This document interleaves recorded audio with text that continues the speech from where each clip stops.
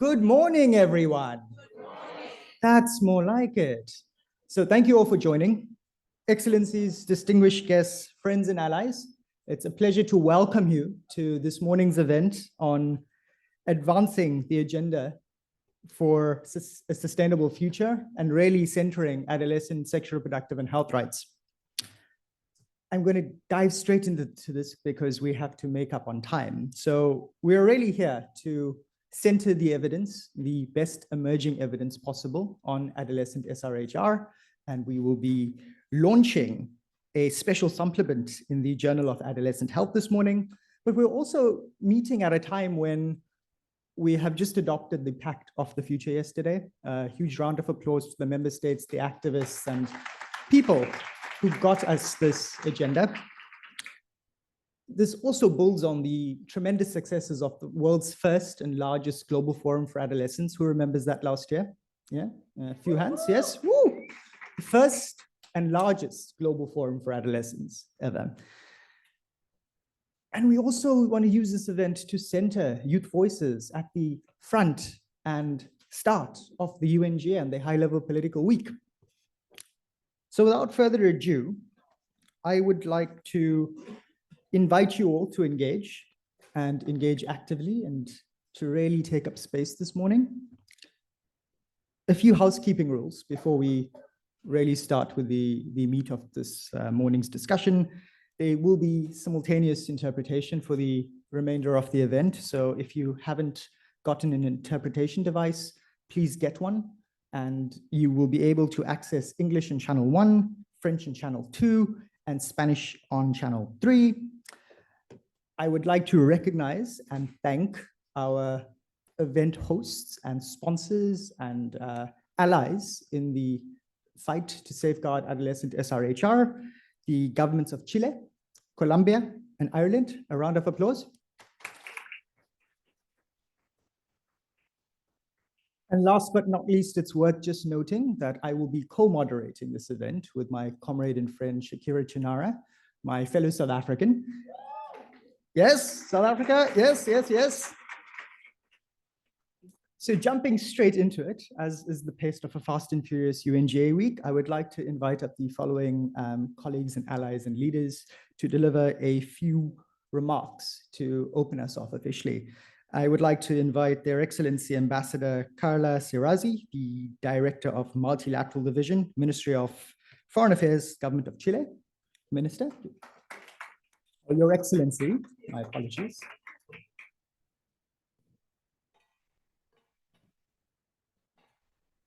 I would like to invite Mariam, an adolescent advocate from Canada. Mariam.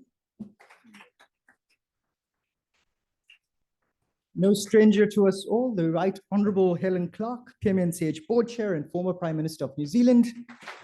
Right Honourable. And a fantastic ally and champion of adolescent health and well-being, Madame Diane Kete, the Assistant Secretary General and UNFPA Executive Director, Deputy of Programs. Diane. If you'd like to speak from where you're seated, that would be more than welcome, or you could use the lectern. So good morning, everyone, Excellencies, distinguished delegates, distinguished panelists, dear friends. Chile stands firm in its commitment for advancing sexual and reproductive health and rights as an integral part of 2030 Agenda for Sustainable Development. We must build upon the progress achieved, ensuring that adolescent sexual and reproductive health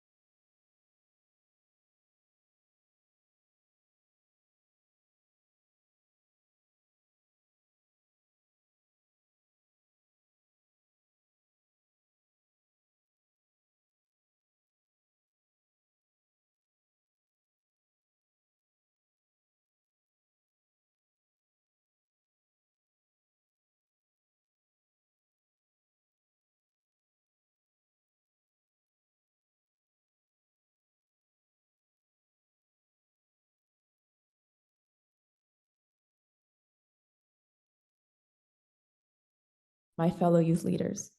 It is an honor to stand here before you today, representing the voices of youth, especially the girls and young women who remain at the heart of our future.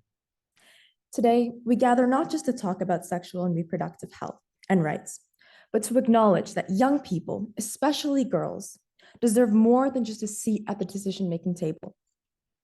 We deserve to be included, listened to, and meaningfully engaged in the decisions made affecting our bodies, our livelihoods, and our rights. As of 2020, an estimated 120 million girls around the world were not in school. And during the height of the COVID-19 pandemic, education was disrupted for more than 1.7 billion students globally. And today, we see the lasting impact of that disruption and the disproportionate number of girls still left behind. And yes, the numbers are staggering, but I implore you to remember that behind every number is a story, an untapped potential, a future denied. Education is the foundation of empowerment. When a girl is educated, she becomes less likely to be forced into marriage, to become pregnant as a child, or to become a victim of violence. Education in young men also prevent them from becoming the perpetrators of violence against women. And so even when a girl overcomes all the systematic barriers and gain access to an education, they face yet another hurdle: access to accurate and inclusive sexual and reproductive health information. And this lack of access hinders not just their health, but their autonomy, their futures, and their ability to lead. And so I want you to consider this. Every 2 seconds, a girl under the age of 18 is married. And that means that during the course of this speech alone, approximately 120 girls will be married off, their childhoods exchanged for a future not of their choosing. But we're not here to lament. We are here to act. The Pact for the Future, adopted this summit, reaffirms the commitment to ensure universal access to sexual and reproductive health and rights, as highlighted in Action 8, subsection F. Yet this pact is only as strong as its implementation. We as young people must be at the center of that implementation. Our voices, our experiences, and our innovative solutions are critical. Without us as a method of accountability, these policies and commitments, they're just hollow promises. We need ASRHR to be implemented as a part of our daily conversations in schools, in communities, and in government policies. The Pact for the Future promises a world where girls are free to determine their futures, free from violence, free from forced marriages, free to access education and health services. And this world is only possible if we as youth are no longer subject to the decisions made for us, but are partners in shaping those very decisions.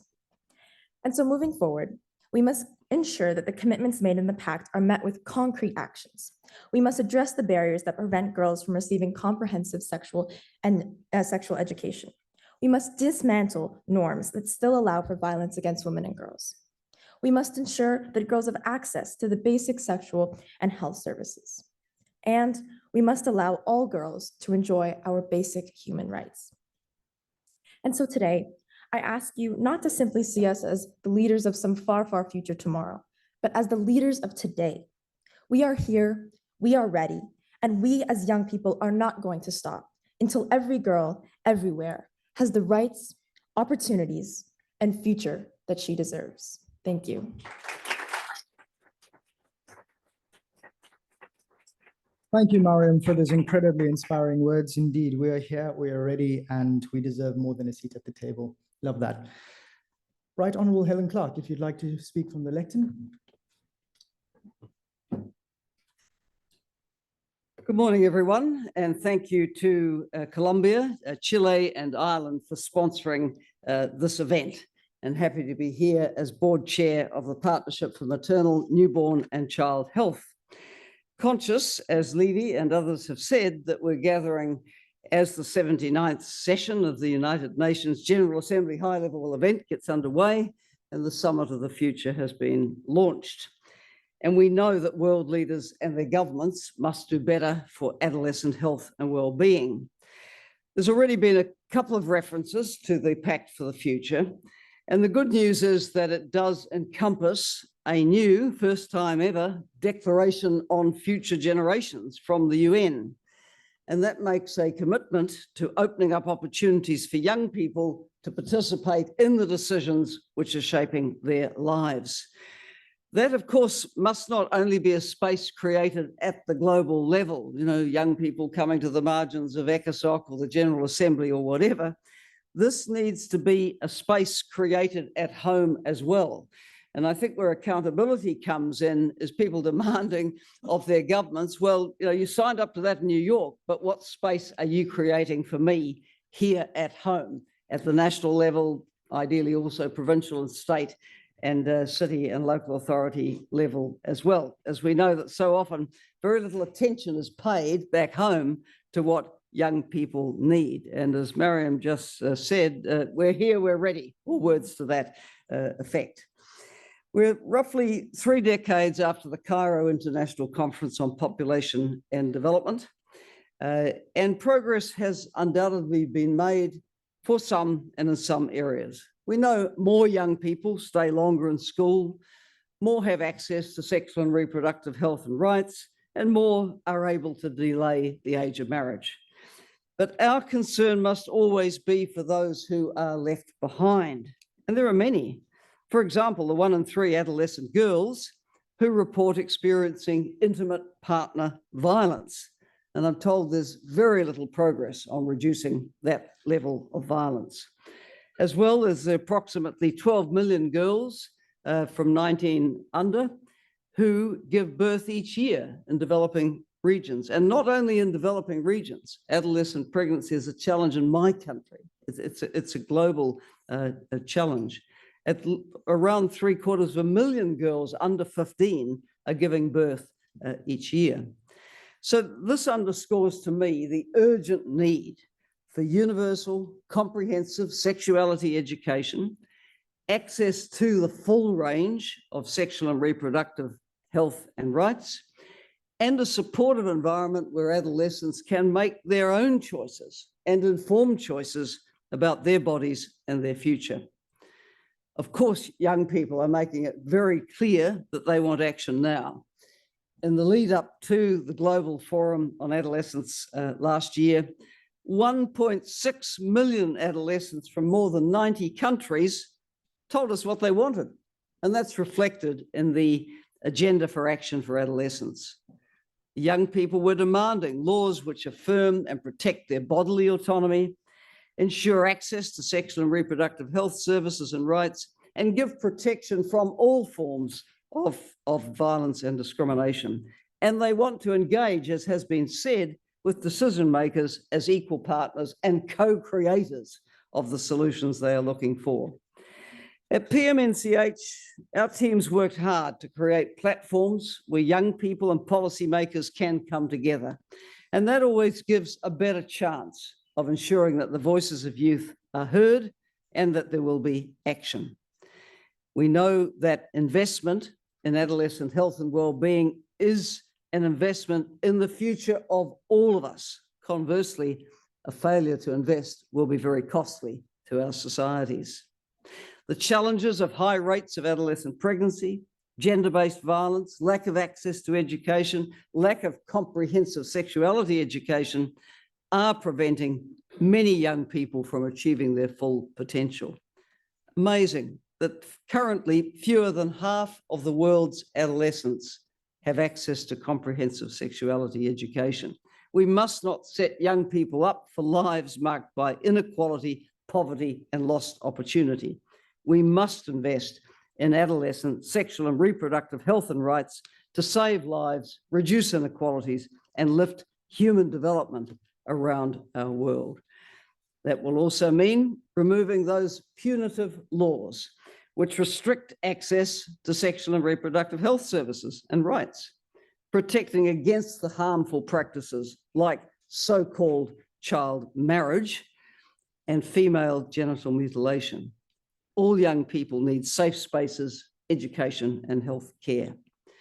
We know that many of today's adolescents and youth are more educated, more connected, and more aware of their rights than ever before. And of course, they offer us great hope for the future whenever we meet, engage, and hear from them. But we know many millions are left behind, shut out of the opportunities to thrive. And that has to change. And by working with young people as partners, we place their needs at the heart of our efforts and can ensure that they have the resources and support they need to lead the fulfilling, healthy lives that they want. So let's commit to making that happen. Thank you. Thank you, Right Honourable Helen Clark, for those incredibly inspiring remarks and for your continued leadership and solidarity. It is greatly appreciated and does not go unrecognized. DED, Teta, I'd like to invite you to the podium.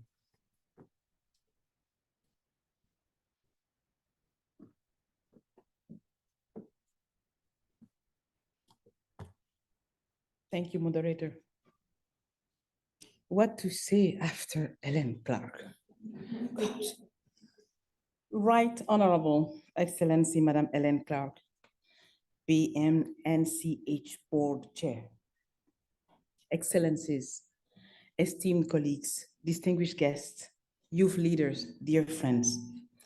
Thank you. Thank you for joining us at this crucial moment.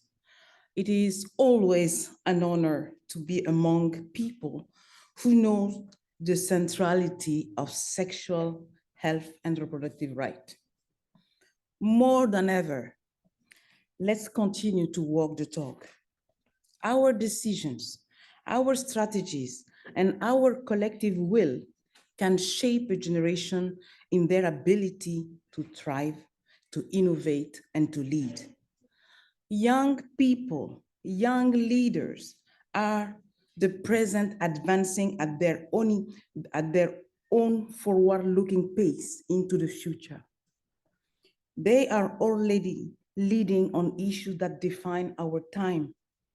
And it is our responsibility to ensure that they have the skills, the knowledge, and support to meet the challenge ahead. The future is about engaging with those furthest behind.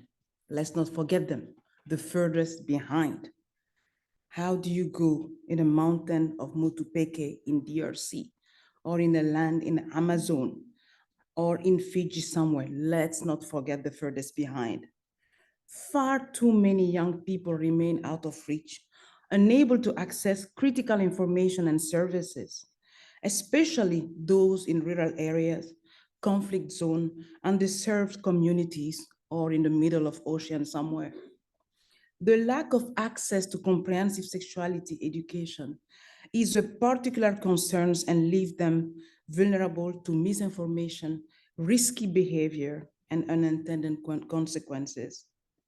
But having access to it can be so transformative. This leaves adolescent sexual and reproductive health in a state of crisis due to many interrelated factors. And believe me, and I know you know, there is a transformative power in comprehensive sexuality education. Or call it whatever you want if you don't like that word. Be culturally appropriate. But the fact is, it is comprehensive sexuality education. Because as much it is to be culturally appropriate, if we want to reach the furthest behind, but we need to be clear on the content of the message. Comprehensive sexuality education, or bodily education, or education to life is more than just information, it's empowerment. It equips adolescents with the knowledge and skills to protect themselves, to make sure that they can have a decent life. It allows them to advocate for their rights and make informed decisions. And at its core, it extends knowledge about respect and consent, how to treat one another, and increase equality in relationship. This empowerment of young people, both girls and boys, can help address the global scourge of gender-based violence. UNFPA is proud to be working with government and partners to implement in-school comprehensive sexuality education and out of school. What we do, we support the development of national policy and curricula aligned with international standards, providing pre-service and in-service teacher training, and enabling classroom-based CSE implementation. In school, CSE is important, but out of school CSE is as much important and part of our commitment to ensure that no one is left behind and that we reach those furthest behind. An important part of personal awareness is access to safe digital methods. They enable non-formal and flexible learning environment, diverse and creative curriculum delivered tailored to the needs of specific group. At the same time, alert on the danger of tech-facilitated GBV. Our commitment to enabling every young person to meet their full potential means we are always looking at ways we can bring contemporary challenge towards. One such example is climate change, which is a pressing issue on the minds of many young people. We can equip young people with knowledge on how climate affects their lives. They will lead the way. As we move into our discussion today, I urge our speakers, panelists, and decision makers to ensure that our high-level commitment reflects the voice of our young people. The challenges they raise are real, and the solution must be driven by their leadership. Our outcome today must center the experience, perspective, and priority of young people. ASRHR in the Summit of the Future is to be envisioned through life cycle approach. If you own your body, you will have an impact on your life, and you will contribute to shaping the present and the future of our world. Young leaders, you matter, you belong, and you decide. I thank you. Thank you, Dee Cater, for your and UNFPA's continued solidarity and support to young people in the diversity. I would like to invite our opening speakers to transition off the stage and to take their seats. I think we heard very clearly from young people in Benin through the Continental Youth Action Agenda. It's all about rights, choices, and dignity, and I think we're continuing to center those themes in today's discussion. I'm going to hand over to Shakira for the next segment, but before I do, if you haven't yet gotten an interpretation device, please get one. I know many of you were also lured in by the promise of breakfast. You all look like you do need some coffee. Unfortunately, we lost the breakfast chef. No, I joke. Refreshments will be served after the session just to maintain the decorum of the event. Shakira, please talk to us about research gaps and the research agenda. Over to you. So very good morning, everyone, and good afternoon, evening, from wherever you're tuning in from the world. Levi, I'm really excited to be co-moderating with you. It's like a reunion of colleagues, but I see over the years you've gotten funnier, so that's really good to see. I'd really like to introduce our next round of panelists to make their way up to the front. We've got Professor Robert Bloom, and I hope I'm saying it correctly, Dr. Millers, we've got Helen, and we've got Dr. Parna Benati, I believe, who will be joining us virtually. Again, it's a great pleasure to be here this morning. I am Shakira Chinara. I'm the thematic lead on the Action Coalition on Bodily Autonomy and ASRHR. And many of you are probably in the room, 300 plus partners who work to advance sexual and reproductive health and rights. I'm also a Lancet Commission on Adolescent Health and Wellbeing. And previously, I was a researcher for a very long time. And so this panel is very close to my heart and very important. We're going to jump straight in. We would like to start off by welcoming our esteemed panelists. And then I'd also like to ask you all by a show of hands to really get us going for this session, right? So show of hands. If you can vote multiple times if that's the way you want to go, but don't make my job too difficult. So the question to all of you is there progress on adolescents' sexual and reproductive health and rights? Yes, there's progress, put up your hand. Okay.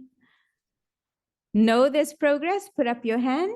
Or no, there's no progress, put up your hand. Just one colleague. And then, is there mixed progress? It's always good to sit on the fence sometimes, but maybe not for adolescent sexual and reproductive health and rights. So we're going to kickstart today's discussion really to launch, as Levi said, the special supplement on adolescent health in the Journal of Adolescent Health and the focus on sexual and reproductive health and rights. This morning, we'll be showcasing a video to really take us through some of the key findings, which some of you have answered already. Is there progress? Where are we? Let's take stock. So I'll pause and over to the tech team.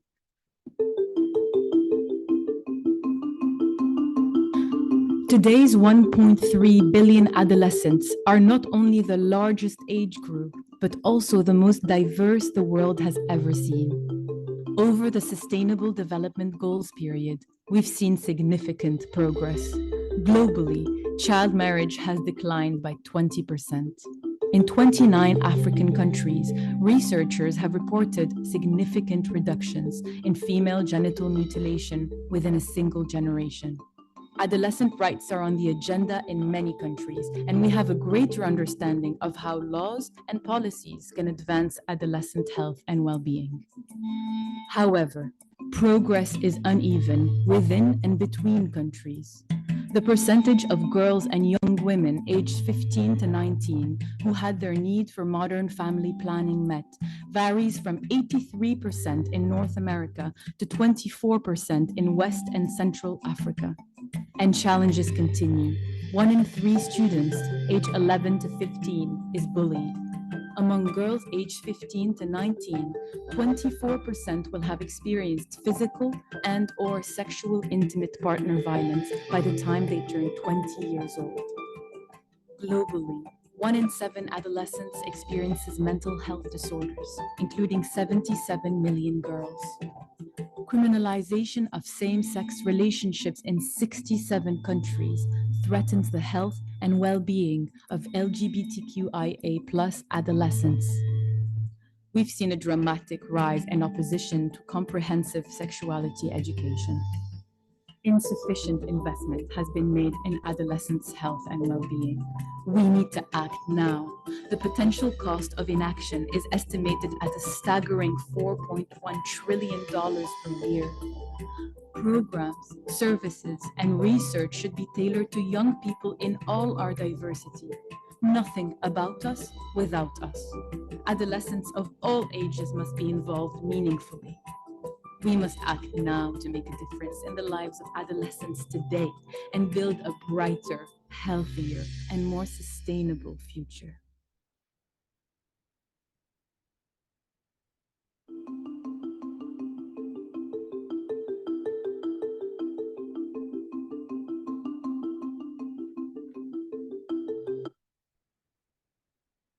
So that's really a snapshot of the different articles in the Journal of Adolescent Health in this special supplement. I do encourage you to go and have a read. We'd like to congratulate all of the authors, some of you who are with us today and many of you who are joining us online. So a big round of applause for all of you. And we'll now jump into really the meat of today's discussion, and sorry to those who are vegetarian, but essentially we'll be touching on the latest evidence, why the evidence continues to be important within this pact of the future as we've been discussing, but also beyond that. And we'll turn first to our distinguished professor, Robert Bloom from Johns Hopkins University. Dr. Bloom, you've had a really long career, but you've also been at the inception of so much of the evidence on adolescent sexual and reproductive health and rights. Could you take us through more about the issue, how it came about, and what's its contributions going forward? If there's a microphone, it might be easier.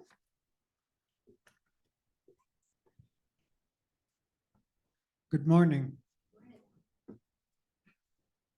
I've had the pleasure, as well as the responsibility, of collaborating with a colleague of mine, Chandra Mooley at the World Health Organization, to develop a process of stock taking that has resulted in this special supplement. If you haven't seen it, copies are available outside, and today is a launch of that work. Let me just frame what we're going to be talking about.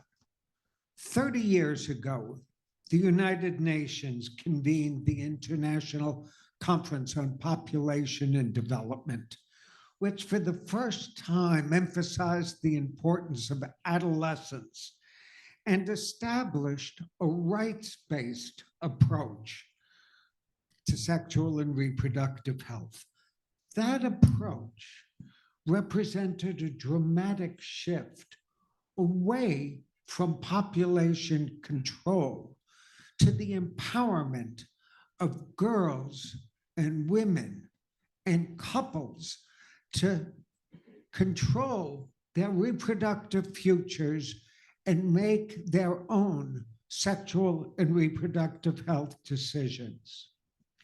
While UN agencies have long prioritized adolescents, until 2010, the focus was on those of reproductive age, 15 years and above. There were prevailing notions that you can't work with younger adolescents, parents won't allow it, kids won't speak to you. There were 1,000 reasons why younger adolescents were excluded. In 2010, HRP convened a panel that, among other things, said we need to include all adolescents. We need to focus on those from 10 to 14 and 15 years of age, long before they engage in sexual relations, as they develop human relations. Since that time, there has been an explosion of research in services and policies related to adolescents and very much inclusive of young adolescents. Today, it is no longer acceptable to speak of sexual health and behaviors without discussing the contexts in which young people live, the social, political contexts, economic, educational, and environmental contexts of their lives. The papers that are being launched today in the Journal of Adolescent Health provides data, evidence of what makes a difference. It has compiled this work and has looked at those changes over the past 15 years. As the opening cartoon segment indicated, we have made great advances. And I think it's critically important to acknowledge that we have made those advances, because all too often people throw up their hands and say, oh, these are big problems, nothing can be done. Nothing is farther from the truth. Since 2010, female genital mutilation has declined dramatically, not marginally, dramatically. Child marriage is down. HIV transmission is down. Adolescent childbearing is dramatically reduced. Enrollment and attendance in school has increased around the world, and poverty, extreme poverty, has declined substantially, even though the COVID pandemic has shifted the progress that we were seeing before the pandemic. And I would just want to mention that while the conversations around sexual and reproductive health tend to focus on girls and women, boys and men are doing terribly, terribly. If you grow up in extreme poverty, no one is advantaged.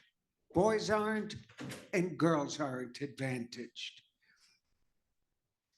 We have learned a lot about what puts young people at risk, but we also have learned what protects young people from harm.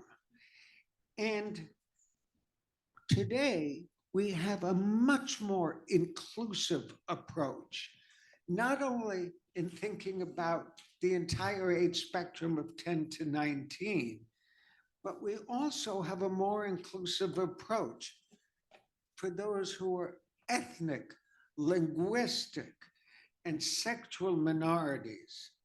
We've gained a better understanding of how laws and policies can advance adolescent health and well-being.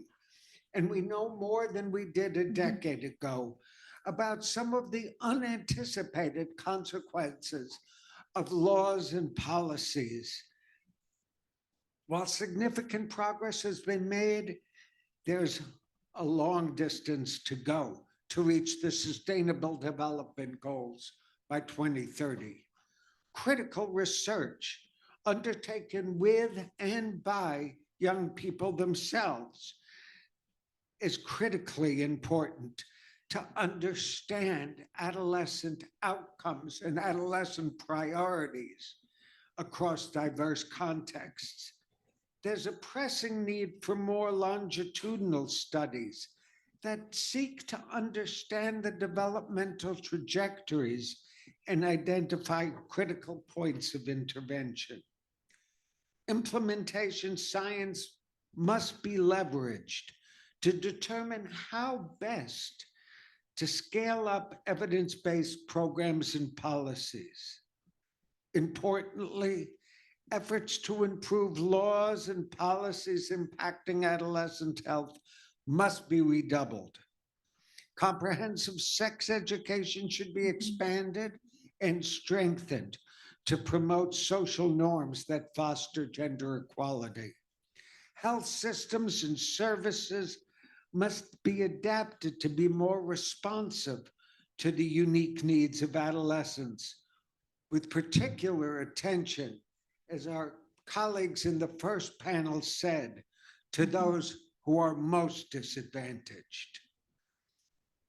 And critically, meaningful youth engagement must be prioritized across research, programming, and policy making to allow adolescents to actively engage in shaping their own futures.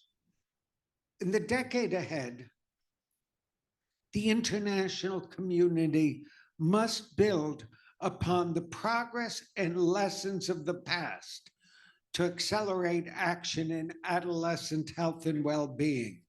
We know a lot today about what works. We don't know everything, but we know a lot.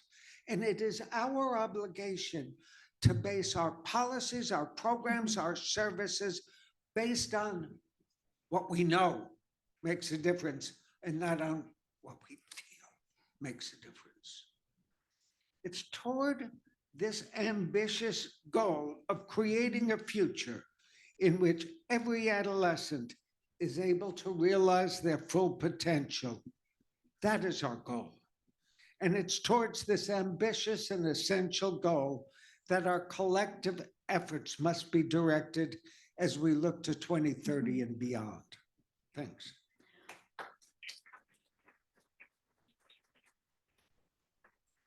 Professor Bloom, you have to be a professor to be able to give a masterclass in such a short period of time. So thank you.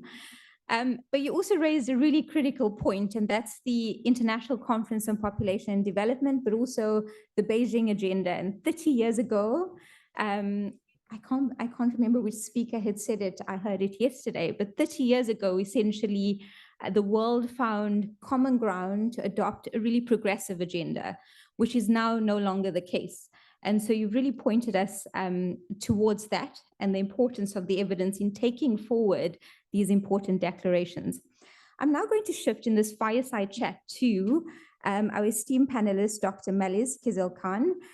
Melis is with the International Association of Adolescent Health. I believe you're also an associate professor. You work on adolescent medicine. You're a supervisor of doctoral students. That is incredible. And you're based at Hacettepe University in Turkey. Dr. Melis, welcome. The question to you really, and in the supplement, you've written about emerging practitioners, emerging professionals, and how they take the adolescent sexual and reproductive health agenda forward. In your view, could you provide an overview in terms of what you've outlined in the supplement? What are the main findings? And given the fact that you're talking about young professionals, we're talking about a progressive agenda, young people who are paid, young people's work who's professionalized. How can we support them getting into this space? Your 3 minutes starts now. Sure. Sorry, I was just avoiding shifting because I have a foot fracture, so I don't want to walk up and down too much. Sorry for that. Okay. Excellencies, distinguished colleagues, and youth leaders. As an emerging professional in adolescent health from a developing country, I'm very excited and honored to present the perspectives of my esteemed colleagues and myself on a topic that is crucial for our future, advancing adolescent health and how emerging professionals can play an important role in this progress. Today's adolescents, despite numerous global challenges, are rising as transformative leaders. As emerging professionals, we're profoundly inspired by adolescents, by their resilience, agency, and leadership, as well as by the scientific and political efforts driving adolescent health forward. Yet, we must intensify our initiatives to overcome barriers, especially in research and policy. As emerging professionals, we are really trying to engage adolescents meaningfully in all conversations. We are in full support of that. Meaningful engagement of adolescents from diverse contexts is really, really important. Adolescents living in diverse, I'm so sorry. The first key issue is ensuring the meaningful engagement of adolescents at every stage of research and policy making. This will not only enhance the impact, but also ensure that the outcomes effectively address adolescents' needs. Youth participation in research and policy is achievable through intersectoral collaboration, long-standing research partnerships, and strong academic and governmental leadership. Additionally, it is crucial to look beyond Western-centric perspectives and represent the diverse experiences and diverse experiences of adolescents globally across all ages, genders, cultural backgrounds, and languages. This approach is crucial in areas of health that are socio-culturally stigmatized and for adolescents living in low-resource and humanitarian settings. The second critical issue is the need to expand and strengthen the global adolescent health workforce. Currently, areas of the world with some of the greatest adolescent health needs have the fewest resources to meet those needs. Emerging professionals in these areas frequently serve as the sole providers of essential adolescent health services, tailored to meet the unique needs of young people by providing confidential care that promotes their physical and mental health and well-being. Becoming competent in delivering these services requires not only a significant investment of time and resources, but also a strong intrinsic motivation. If emerging professionals are to continue advancing adolescent health, we need further investment in education and training, leadership and skill development, and mentorship and guidance opportunities. Additionally, building the research capacity of emerging professionals living in limited resources areas is crucial to generate evidence for effective local and global policies. Academic institutions, national and global leaders, non-governmental organizations, government agencies, scientific communities, and other stakeholders can play a pivotal role in empowering emerging professionals. The International Association for Adolescent Health, WHO, the Partnership for Maternal, Newborn, and Child Health, and the Second Lancet Commission on Adolescent Health and Wellbeing, and the Journal of Adolescent Health, with the special issue, are prominent examples. They demonstrate how networking, mentorship, and leadership development opportunities can foster the growth of emerging professionals from diverse contexts and include them in global discussions. To conclude, emerging professionals are uniquely positioned to serve as a bridge between adolescents and experts. With our efforts and insights valued, we can transition to leadership roles to advance adolescent health on local, national, and global scales.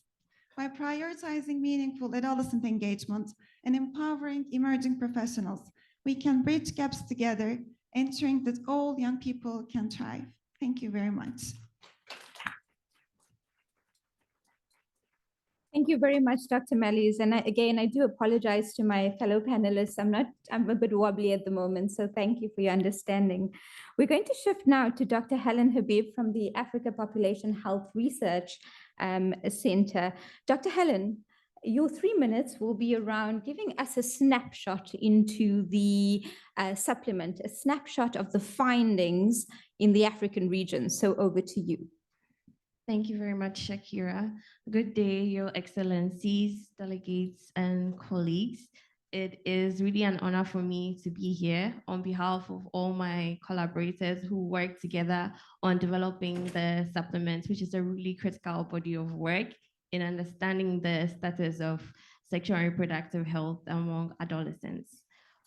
So for us, we conducted a scoping review of the literature on young adolescents, specifically those who are between the ages of 10 to 14 years, because we've come to realize in looking at human development that that is a very critical stage and has implications further on in the life course. So we looked at the available literature from the past decade, and we did this within the lens of the socio-ecological framework. So we looked at individual level factors, factors at the interpersonal level, that's between adolescents, their peers, and their families. We also looked at factors within the context of schools and communities, and then also broader structural issues like policies and laws and technology and artificial intelligence and that kind. So what we found is that there is an abundance of literature on sexual and reproductive health for early adolescents. However, when we take a very close look at the data, in terms of geographical distribution, most of the evidence comes from high-income contexts. So in areas where we have the highest burden of adolescent health challenges, there really is very little evidence, and that's a very critical geographical gap. Also, in terms of measurements, we find that most of the research is cross-sectional in nature, which is very beneficial if we want to have a snapshot of adolescent health status. But it limits us in following the pathways of causality. So even though we may know what is going on now, it's very hard to follow on later on in the life course, the implications for adolescent health. Also, we realized that most of the research is risk-oriented because it looks at issues like gender and social norms, sexual behaviors, intimate partner violence. And it's really important to understand what has negative implications for adolescent health. But it also means that we're missing out on a really great opportunity to pursue the factors that have been shown to work to promote the health of adolescents. So we're missing out on following through with protection, and we're focusing more efforts on risk, which is a really huge gap for us. Also, because we disaggregated the evidence at different levels, at the individual level, interpersonal level, and so on, we found that there's quite an amount of literature on individual level factors, adolescents in their individuality, also in their relationships with other people.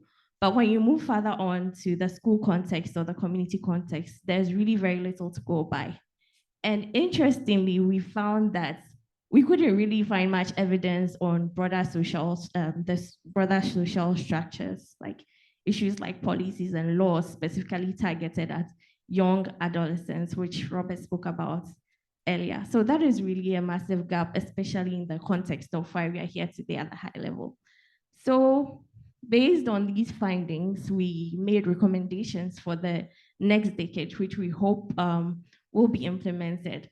And in terms of research, we really would like to see a redirection of resources towards actually having more research in the context where there are higher burdens of adolescent sexual and reproductive health challenges, lower income context, and especially in the face of ongoing humanitarian crisis, we would like to see much more research coming from those contexts.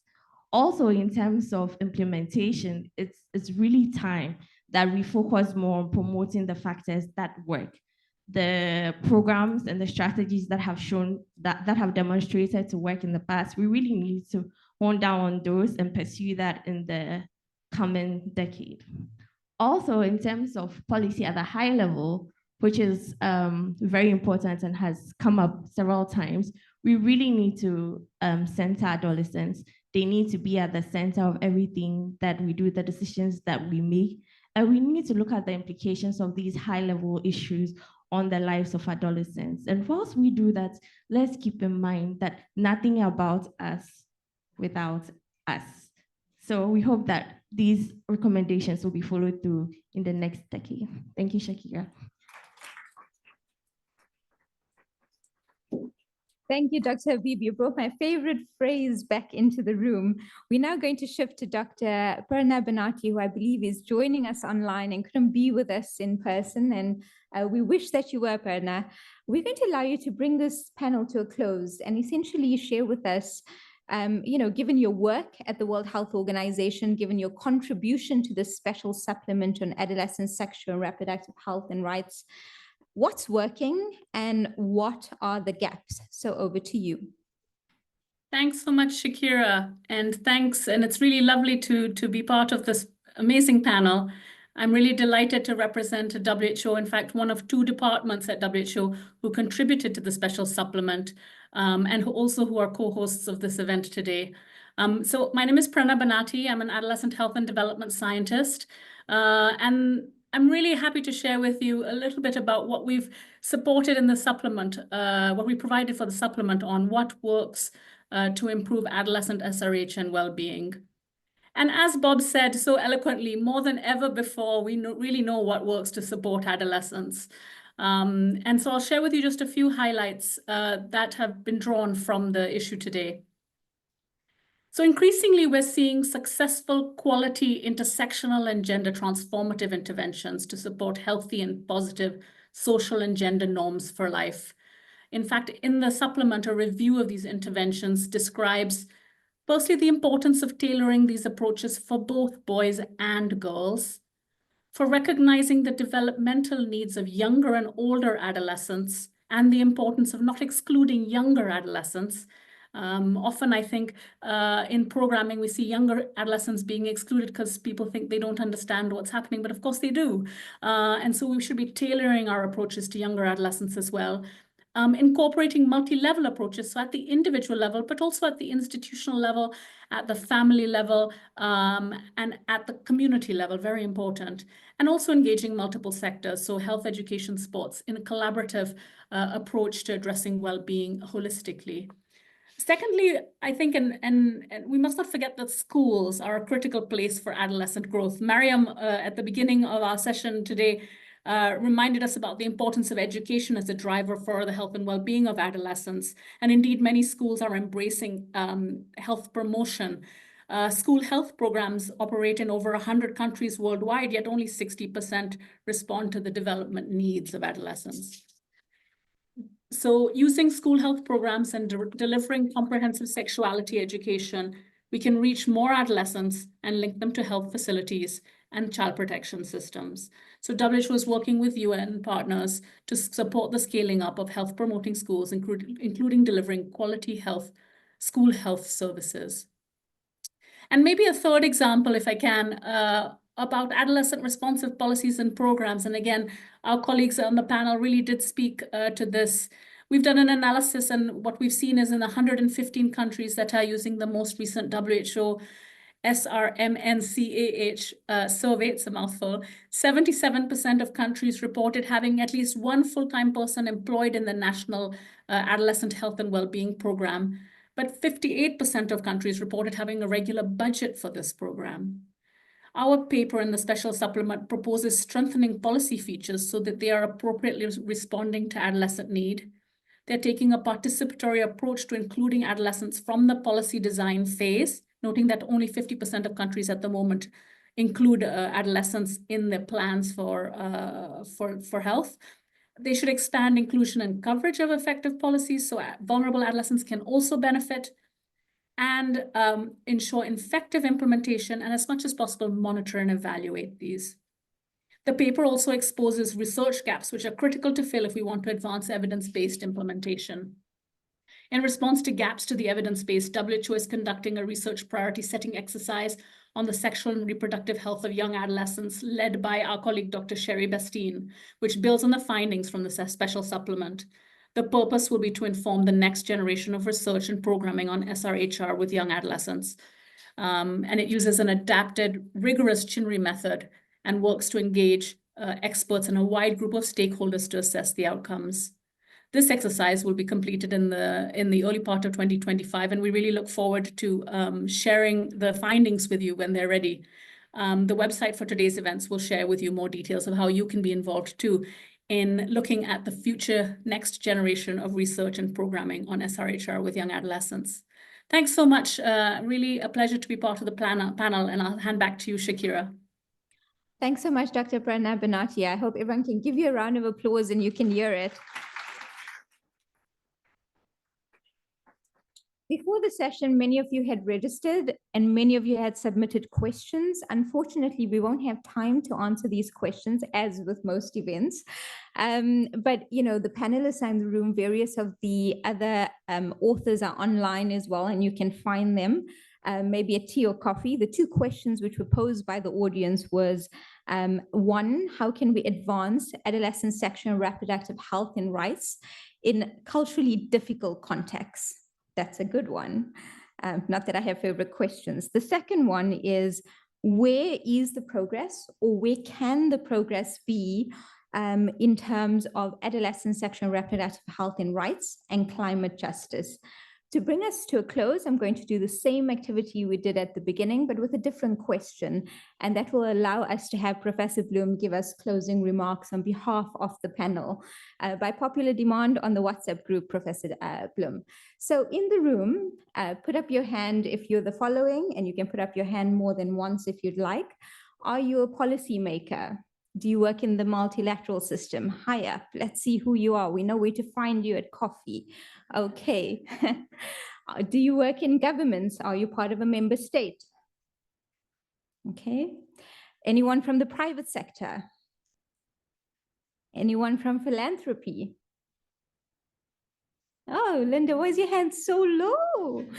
You're lucky I know you. Youth organizations?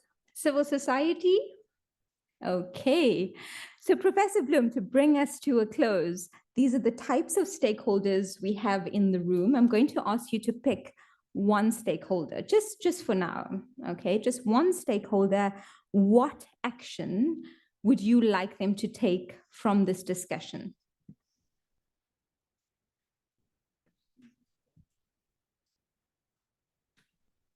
One action. So the one action I would recommend is base your action on evidence. Base it on evidence. Where do you find the evidence? You find it through research. We tend to think of research as being abstract, but I would suggest it's a roadmap. And if you don't take that roadmap, you're going to wind up in the wrong place. And we have huge evidence of winding up in the wrong place, of investing millions and millions of dollars in programs that somebody thought was a great idea, but was a terrible idea, and had no evidence, in fact, that it would make a difference. And some of our interventions have made life worse. They haven't made them better. Thank you, So Professor Bloom. find the path for evidence.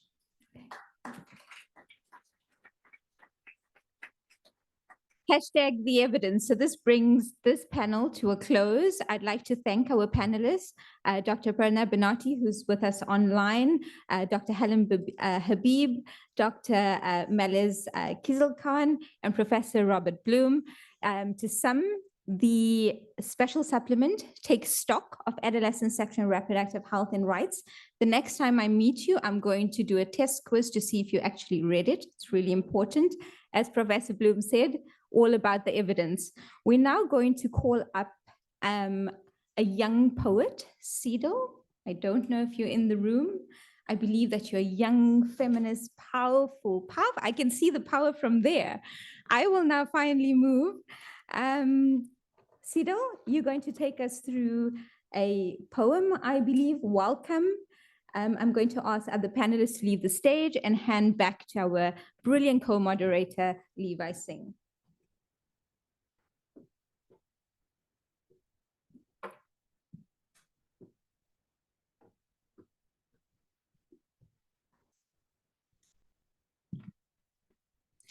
Few lines of strength for the adolescent event.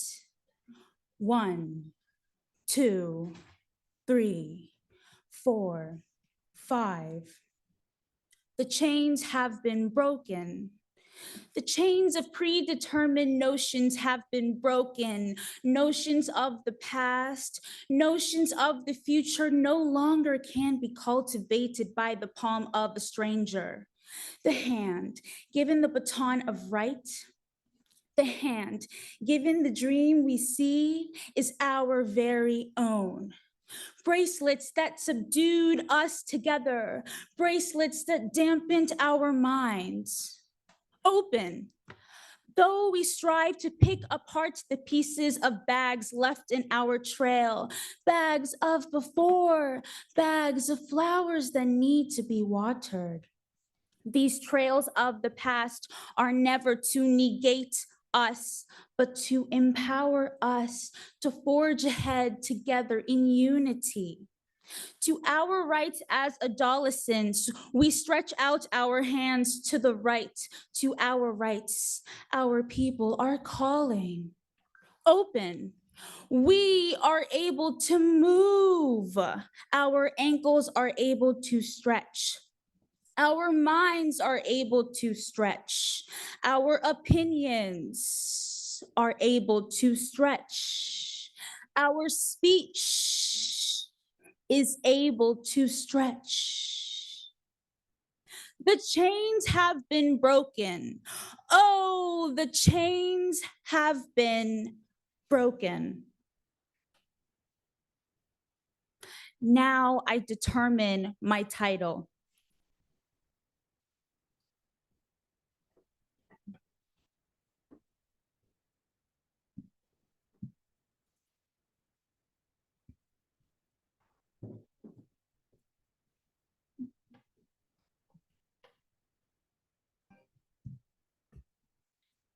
Who are you? Who have you become?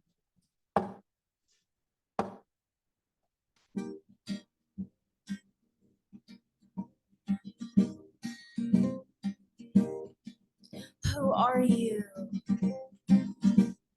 Who have you become? Who are you? Who have you become? Who are you? Who have you become? Who are you? Who have you become? This thought dances through the ins and outs of my brain. As I stare into the mirror, I see a person who has been pulled and twisted. My inner child interjects, let me out. I don't know who you are. Let me out. I don't know who you are. Let me out. I don't know who you are. She says, as I'm looking into the mirror, I can't recognize myself. Who are you? Who have you become?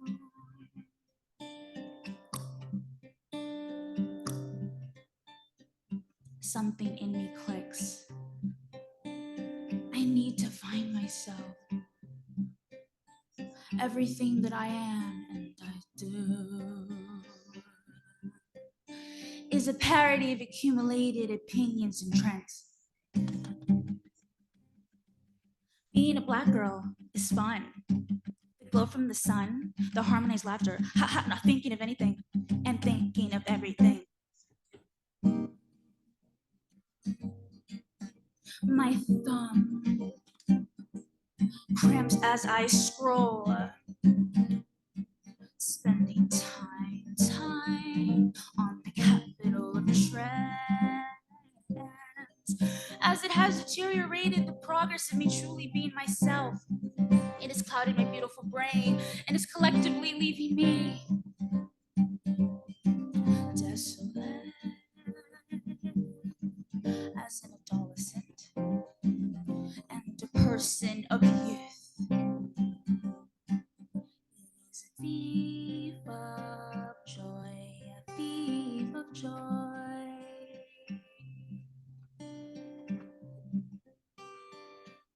My brain continues to get spurts of dopamine rushes until I see someone who I can identify with.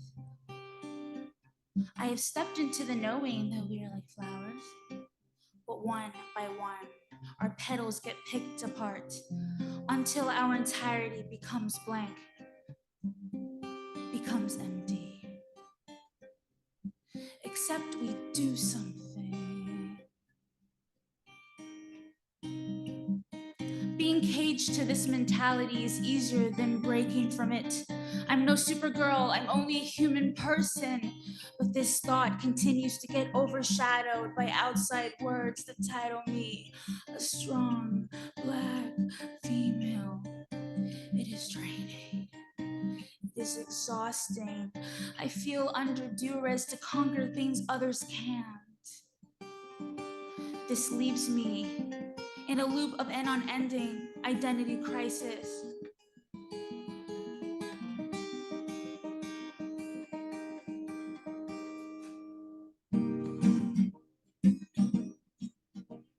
Revival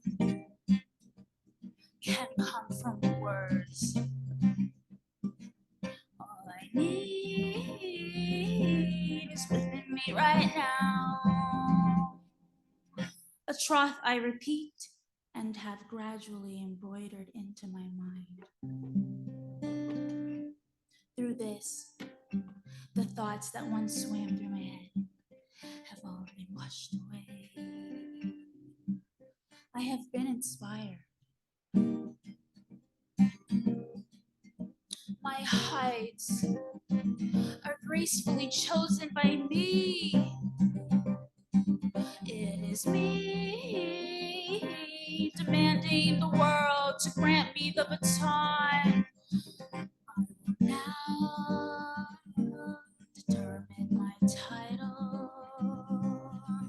I will now determine my title.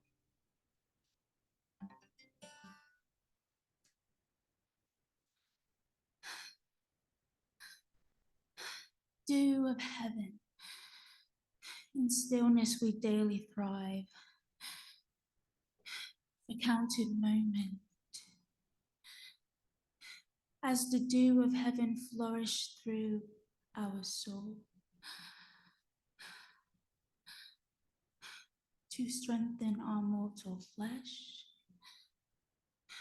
to face and conquer our daily challenges. Open. Thank you.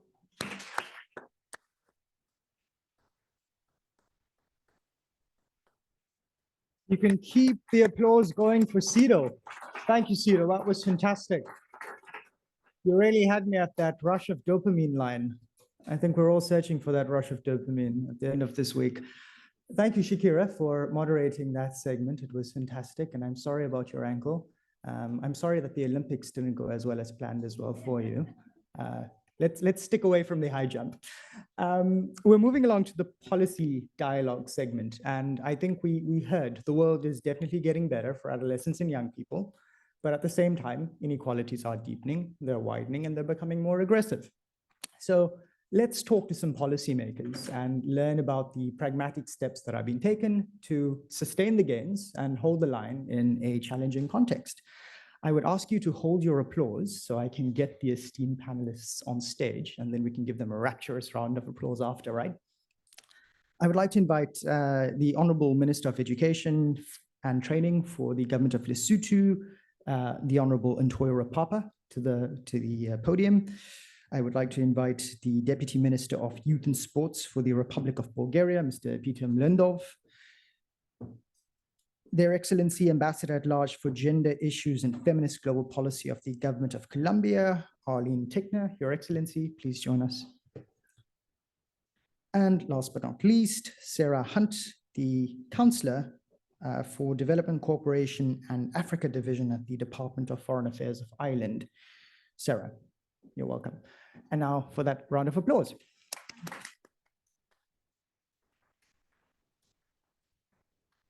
So let's get into it. I see you all have briefing notes. I think you don't really need those because we're trying to make up on time. And we have holding slides with the commitments that your respective governments have made towards adolescent health, well-being, and development. And ultimately, I think the purpose of this policy dialogue is to have a frank and concise discussion about what's working, what's not working, and what needs to be scaled over the next 75 months to really get us over the line when we talk about adolescent health, well-being, and development priorities.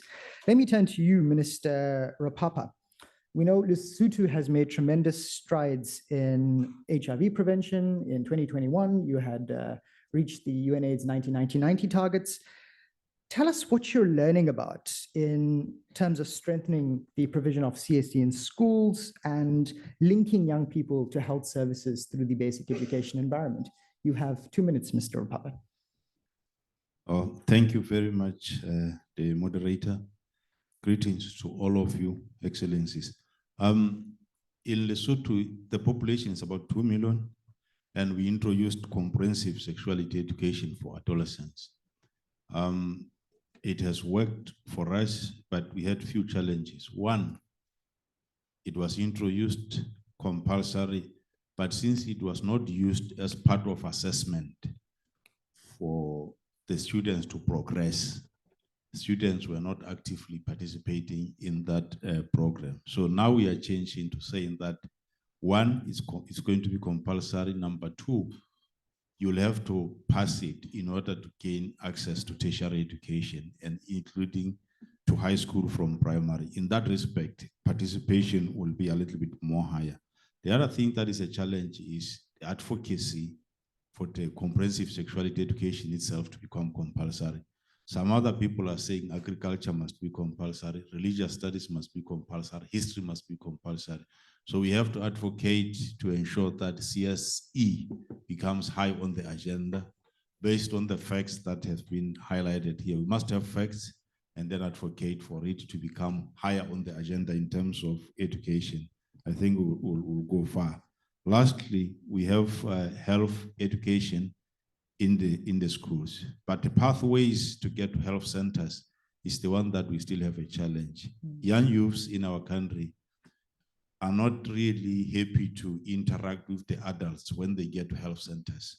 So in the health centers, they prefer to have their corners or some part of the health center which is dedicated for the adolescents. So we are trying to do that, and I think we'll get far. Lastly, we have recently seen a dropout of girls from schools because of unintended pregnancies. And we are changing policy and laws that if a child, an adolescent become pregnant at school, having had a baby should be able to go back to school without application, without any hindrance. So we are going through a policy, and eventually we are going to go through the laws to make sure that those who had challenges are not left behind. Thank you.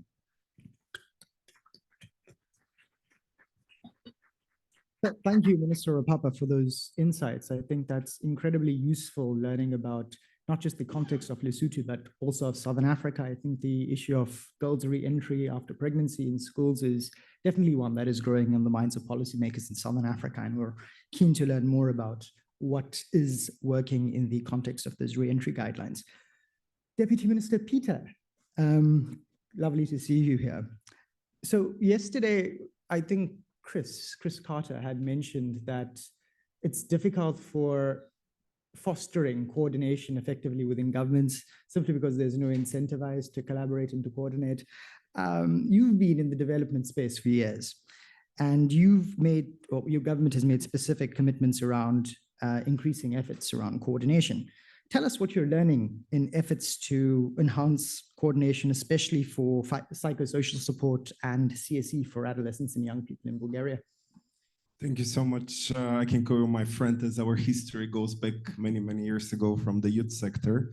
Thank you so much, and it's a pleasure having be here together with so many youth activists, but also fellow member states and in the international community. I think, first of all, it's very much awakening that this event is happening this year when we mark the 30th anniversary of the adoption of the Program of Action of the International Conference of Population and Development, which is absolutely crucial because by far is the most progressive agreement that we made for. And hopefully that yesterday, at the adoption of the Pact of the Future, we will be able to continue this more sustainably in order to achieve better conditions for adolescents and young people, especially on sexual and reproductive health and rights. Coming back to my country, Bulgaria, I think it's absolutely a top priority for us investing in adolescents and young people's potential, including health and well-being. Because for us, this will very much build on the existing National Youth Strategy, which is a multi-sectoral vision document that it's built on in synergy with the UN Youth 2030, but also the European Youth Strategy. And since it's a cross-sectoral policy, we aim to partner with different decision makers, also central bodies, in order to achieve this very much holistic approach when we talk about young people's potential. I just want to mention here that Bulgaria's overall funding for youth policy, it's about close to 5 million euros. And most of it, around 85%, it's outsourced to youth-led and youth-serving organizations, because we do believe in investing in meaningful youth engagement. And we believe that those are the best experts working with the most left behind populations in the field. Therefore, we provide two instruments, and these are the national youth programs that we have. And their thematic areas are based on a need assessment. And I go back to the professor who mentioned about investing in research and data. We built our policy on evidence in order to be able to understand what are the needs of young people, but how also they can, need in order to further develop their professional and personal development. In order to do this, we also have built 8 international youth centers in partnership with the Ministry of Education. And so with thanks to the Norwegian European Fund Program, which provided the support financially for that. The 8 existing national youth centers are providing basically a one-off stop to provide psychosocial support, international trainings, investing in volunteering, etc. We do hope that by 2026, we'll be able to build 20 more, which will allow us to cover all administrative regions in Bulgaria.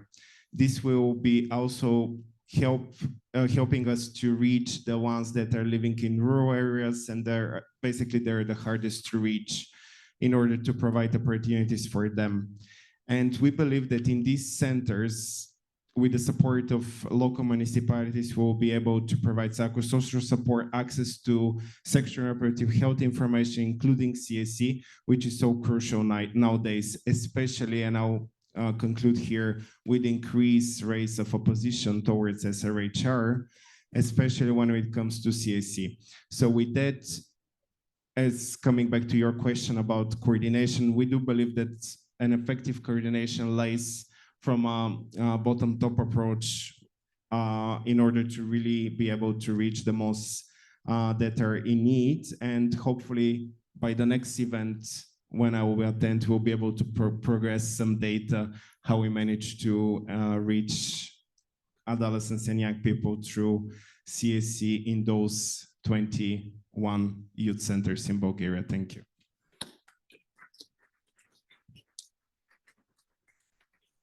Thank you, my friend, Deputy Minister Peter. I think an important data point that you've highlighted is 85% of your funding as a ministry going to youth-led organizations as partners. That's fantastic. And I think we'd definitely like to learn more over brunch once we find the breakfast chef. Arlene, Your Excellency, Colombia has made tremendous strides in lowering adolescent fertility over the last decade, 2 decades actually. We'd like to know what's working well in this effort and what has the government of Colombia learned in this approach towards lowering adolescent fertility? Thank you. I'm going to speak in English for the sake of time. Spanish takes much more time, and so I have to translate my notes into English very quickly. Colombia and the government of Gustavo Petro and Francia Marquez are deeply committed to the full exercise of youth citizenship, starting with the defense of their rights, and most importantly, their sexual and reproductive rights. They're also committed to eliminating inequalities and discrimination rooted in gender, sexuality, race, ethnicity, disability, and whatnot. The whole of government approach that the government is adopting has been strengthened by the creation of 2 high-level offices, the Presidential Advisory on Youth and the Vice Ministry of Youth in our newly created Ministry of Equality and Equity. On the specific issue of sexual and reproductive rights, there are key directives that have been issued to allow us to insist on the implementation of different commitments made. And I just want to point out 2 of them. They're on here on the screen, although no, they're not. Resolution 051 of 2023 and Circular 044 of 2022. We have a landmark decision of our Constitutional Court in 2022 that made abortion legal up until 24 weeks.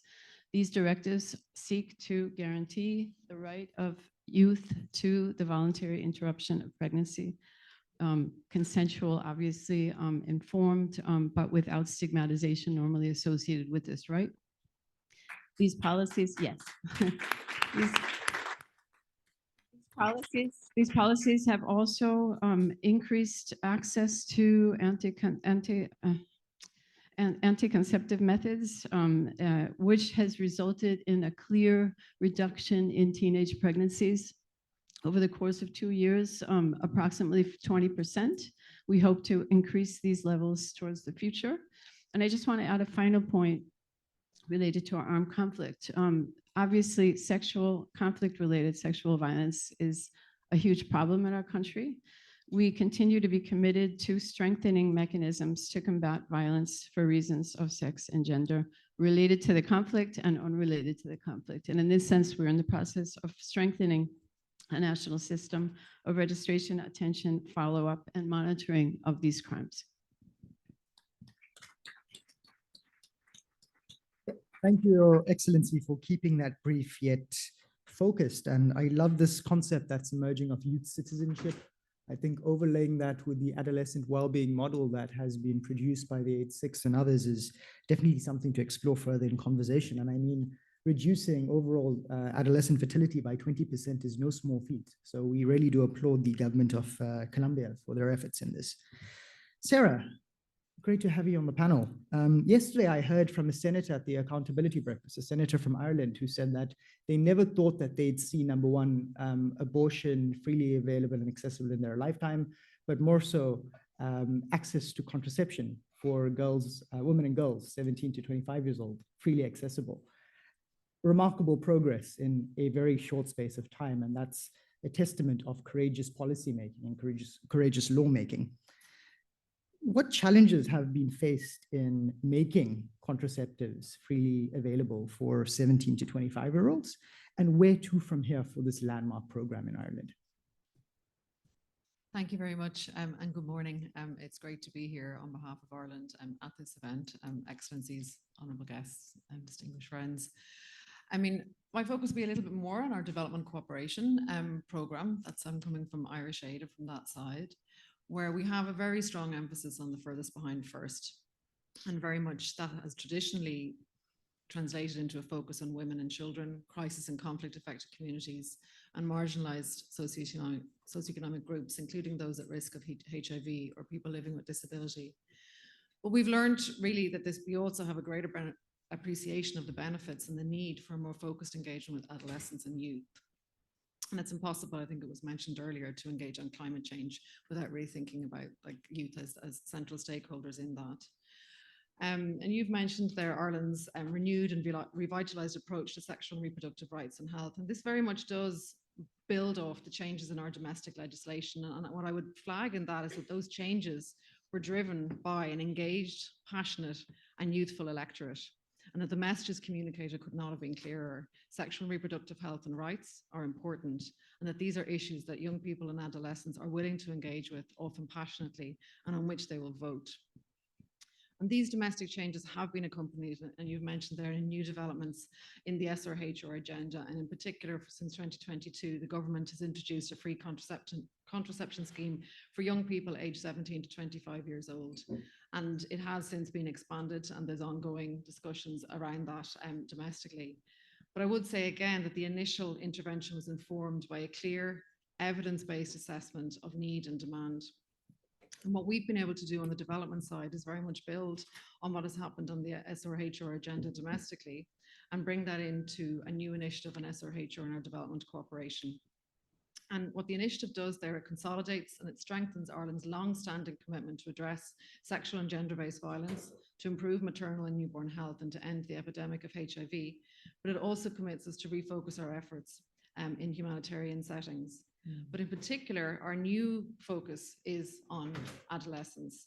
And we are committed to reducing adolescent birth rates and to ending harmful practices such as FGM and child marriage that have been referenced quite extensively here today, recognizing their profoundly negative impact on the health and well-being of very young and adolescent girls. And we agree with Professor Bloom on the need for evidence. And we think that access to good science-based evidence and information is at the heart of our approach. And it's reflected in our support for high-quality, age-appropriate, comprehensive sexuality programs that target adolescents and equip them with the information they need to make good decisions when it comes to sexual and reproductive health. And we complement these investments with support for healthcare services, including health system strengthening and the provision of contraceptive supplies. And we also provide targeted support for research and development to expand ASRHR services to people of all ages. So let me just please conclude by reiterating that so much of what we are doing now has been driven and enabled by the extent to which adolescents and young people have made these issues a priority for legislators and policymakers. And so for that, I commend you and congratulate you and encourage you to stay the course and to keep this space an open and positive one. Thank you.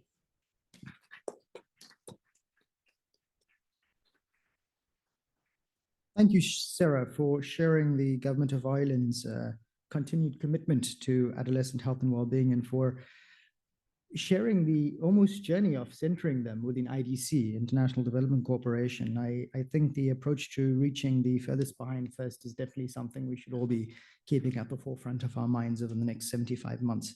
So we're going to do something a bit unorthodox. We thought about how to amplify the youth voices in this panel, and obviously with events like these, it's quite difficult to manage time and manage all the voices, but we're going to do something unorthodox by almost hosting a mini press briefing. So imagine these are the policymakers, well, not imagine, they are policymakers, and these are the young correspondents. And ultimately, the young correspondents want to learn more about the efforts that are taken to advance their agendas and their policy priorities. So we've got a fantastic lineup of youth activists and advocates from a few countries, and I'm going to give them each 2 minutes to ask very pointed and specific questions to the honorable ministers and excellencies on the panel. Juanita from Bolivia, Imane from Morocco, Jeremiah from Zambia, Aisha from Pakistan, and Paul from Zimbabwe. A round of applause for our youth advocates. Juanita, I understand that you have a very specific question to the government of Colombia about operationalization of commitments. Would you like to take the floor and ask that question?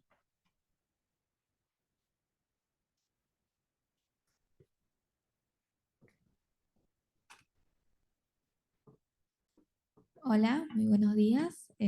Bueno, muy buenos días. Voy a hablar primero en español, porque ya que es mi lengua materna. Mi nombre es Juanita, soy de Bolivia y también soy lideresa juvenil. Y antes de hacer mi pregunta, quisiera nombrar algunos datos desde mi país, ya que en Bolivia, 1 de cada 4 menores de 18 años, mujeres, mantienen una unión temprana. También hay 92 embarazos por día entre la edad de 10 a 18 años de edad. Y se llega a convertir mi país uno de los más peligrosos para nacer siendo niña. También promover lo que es, perdón, mil disculpas. También otro tema, lo que quisiera hablar, es que en Bolivia actualmente se están quemando más de 5 millones de lo que son hectáreas de nuestro bosque. Y eso cómo afecta a nuestro país, a las niñas, cómo afecta en nuestra salud, en nuestra higiene. También en coordinación lo que es con Plan Internacional y otra activista, asocios feministas, se llega a concretar, ¿no?, para la erradicación de género y muchos de esos más. Lo que es, perdón, mil disculpas, estoy un poco nerviosa. Y mi pregunta va para la ministra de Colombia.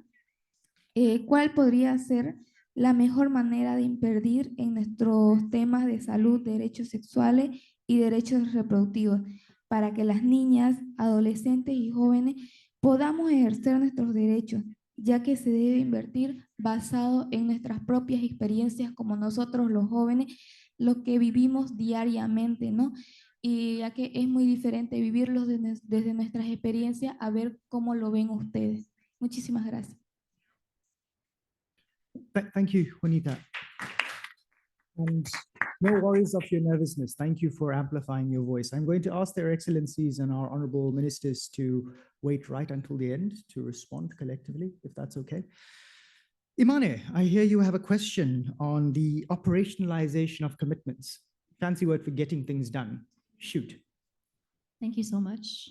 Good morning, everyone. My name is Iman Lakbashi. I'm a youth and gender equality advocate from Morocco and the Director of Network Engagement at the International Youth Alliance for Family Planning. In my work around adolescent sexual and reproductive health and rights, I've witnessed many of the barriers young people face in accessing critical services and information. I've also seen how policy commitments, while well-intentioned, don't always translate into meaningful change on the ground. Despite numerous global pledges to improve adolescents' ASRHR, progress is slow, and the challenges remain particularly acute in under-resourced regions. So my question is for the Deputy Minister of Youth and Sports of the Republic of Bulgaria. How will the government of Bulgaria ensure that the commitments made regarding youth health and well-being are effectively implemented and monitored? And what mechanisms will be put in place to guarantee accountability and transparency? And how can young people be part of the process to ensure that these outcomes are both timely, impactful, and reflect their needs? Thank you. Thank you, Mane. Really pointed question. Jeremiah, my brother from Zambia, I understand you have a very clear question on meaningful youth engagement in the context of policy delivery. Go. Thank you so much, Levi. My question is to the Honorable Minister from Lesotho. I understand that meaningful youth engagement is something that has been mentioned throughout this conference. And it's clear that the young people want to be partners, not just beneficiaries. And in Zambia, likewise, we've been having conversations with different policymakers to translate these policies into commitments. With support from Foundation Partner, these organizations have been facilitated by organizations like Plan International, among others, but we still continue to see a gap between our commitments and the actual implementation. So my question is as follows. Honorable Minister, how do you intend to make it work from the young people's perspective? How are you going to embed the young people as partners in the delivery of CSE this regard, and ensuring that these commitments are translated into implementation? What are the mechanisms that will support the retention of the re-entered girls in school? And what happens to those girls who don't want to go back into mainstream education? Is there a plan for those? Thank you. Thank you, Jeremiah. Aisha, I understand that you have a question for the representative from Ireland. Please go ahead. Yeah, so good morning, everyone. I am Dr. Aisha Memon. I am the youth focal point of FP 2030 from Pakistan. We know that adolescents and youth are the future, and it is imperative that we ensure their health, rights, and well-being are prioritized. While substantial improvements have been made in education, maternal health, and access to the contraceptions, there remains a significant gap, particularly when it comes to violence against adolescent girl and access to the contraceptives.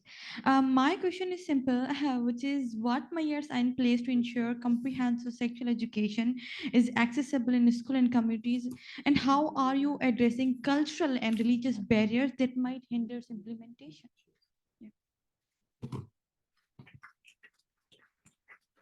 Thank you, Aisha. Sorry, I was a bit distracted by my co-producer. This is live, it's real time, folks. Meet the press. Paul, Zimbabwe, welcome. I understand that you have a question to Bulgaria as well. Peter, you're in high demand. Please, go ahead. Thank you so much. Good morning, everyone. Thank you so much, Government of Bulgaria, Peter. I'm really honored for your commitment, 5 million to national youth programs. Yeah, I agree with you. Investments in mental health for adolescents actually, it brings triple yield. Actually, it improves adolescent well-being today, and it also ensures that there are future prospects of adolescent, and also ensures that there are improved outcomes in the future. But I just also want to say that HIV is not over yet. And integrating HIV, mental health, and sexual and reproductive health have been found to be effective. Data and evidence shows that. For example, PA providers, where I came from, Shandiri, it provides psychosocial support and counseling as young people living with HIV. And data has shown that 42% of adolescents being supported, there's 42% reduction in treatment failure, and there's also 62% reduction in depression and trauma. So my first question would be, would your government consider adopting a PA provider model that integrates HIV, mental health, and sexual reproductive health? Then my second question would I think you only have one question. Okay. Sorry, tough crowd. This is a brilliant press call. I think that's a very clear statement, and definitely we can once we find the breakfast chef. Thank you, press call. That was fantastic and very, very substantive questions. And I think now we'll invite the honorables and excellencies for very succinct responses, focusing on some of the thematic issues that have been raised. I think, Paul, that HIV question in particular and keeping HIV on the agenda is so integral. If our representative from Ireland and Peter want to touch on that, that would be great. You specifically did bring on HIV in your remarks as well, Ireland. So if we could maybe start with Lesotho, Bulgaria, and move our way down. Honorable Minister. Thank you very much for all the questions that have been asked, but maybe I'll concentrate on the Zambia one, which was a bit specific to me. The first thing that we are doing is to establish youth clubs in schools. Those who are going to become compulsory to have youth clubs in school and youth leaders. So those ones are going to participate in the review of access to health centers, protocols, including the policies. Apart from that, we have structured our accountability program such that when the ministry accounts to Parliament in terms of these processes, number of youths are identified by the youths, and they do make representation to Parliament. That also influences the budgeting processes, which affects the youth directly. For the girls who are out of school and how do they come back, we have a policy that has been adopted by the cabinet in the last 2 months. After the policy, we are going to enact some of the provisions of the policy so that the schools will not reject girls that went out of the school because of the pregnancy issues. So that will be taken care of. It's still a long way to go because some of the schools are church schools. But once the policy is there and the law is there, it will become easier for us to implement those particular decisions. And of course, the engagement of the youth, what we have found is that because of the digital platforms, they're able to participate. And we also have to give them incentives to participate in the way that some of the youth leaderships from youth clubs, when they go for tertiary, when we award scholarships through government program, they will be part of that system. So that means having been a leader of the youth club, that will also be used to gain points in order to gain scholarships to the tertiary. So that is also becomes an incentive for the youth to participate. Thank you. Thank you. That's very succinct, Honorable Minister. Deputy Minister Peter, you have 2 questions. Yes, very quickly. Thank you so much for your question. I think it's absolutely crucial to talk about accountability monitoring. And in our case, what we have, it's a biannual report on showing the progress of what we have done for the young people at the national level. And we do hope that we'll be able to integrate more local examples in that. And by 2026, we do hope to launch a new monitoring systems in order to be able to really track the progress lively in terms that we can be also flexible enough to change in the different frameworks, including the strategy, so we can provide more opportunities for young people specifically for this specific year. And coming back to the HIV question, I think it's absolutely crucial, and apologize for not mentioning this because it's important to integrate not only mental support, but social support. And we do hope that in partnership with the Ministry of Health in Bulgaria, we'll be able to provide more opportunities for young people in terms of HIV prevention, but also young people living with HIV. And I think there is a great model that has been implemented in Moldova. And I'm mentioning it because Eastern Europe, as we all know, it's on the rise in terms of HIV. So therefore, we do hope that the youth clinics that are spread out there at the national level will be able to learn from that model and to be integrated in our youth centers in Bulgaria. Thank you, Peter. That was incredibly succinct. Paul, please do follow up with Deputy Minister Peter on your point on peer education. Peter used to lead a youth network on peer education in his previous life. Arlene, please, could you respond to the question posed to you by Juanita? Muchas gracias, Juanita. Voy a revertir al inglés por razones de tiempo, pero agradezco mucho la pregunta. I think I have several things to say. First, I've mentioned in my first intervention the high-level offices that have been created to create more robust and all-of-government approaches to youth rights.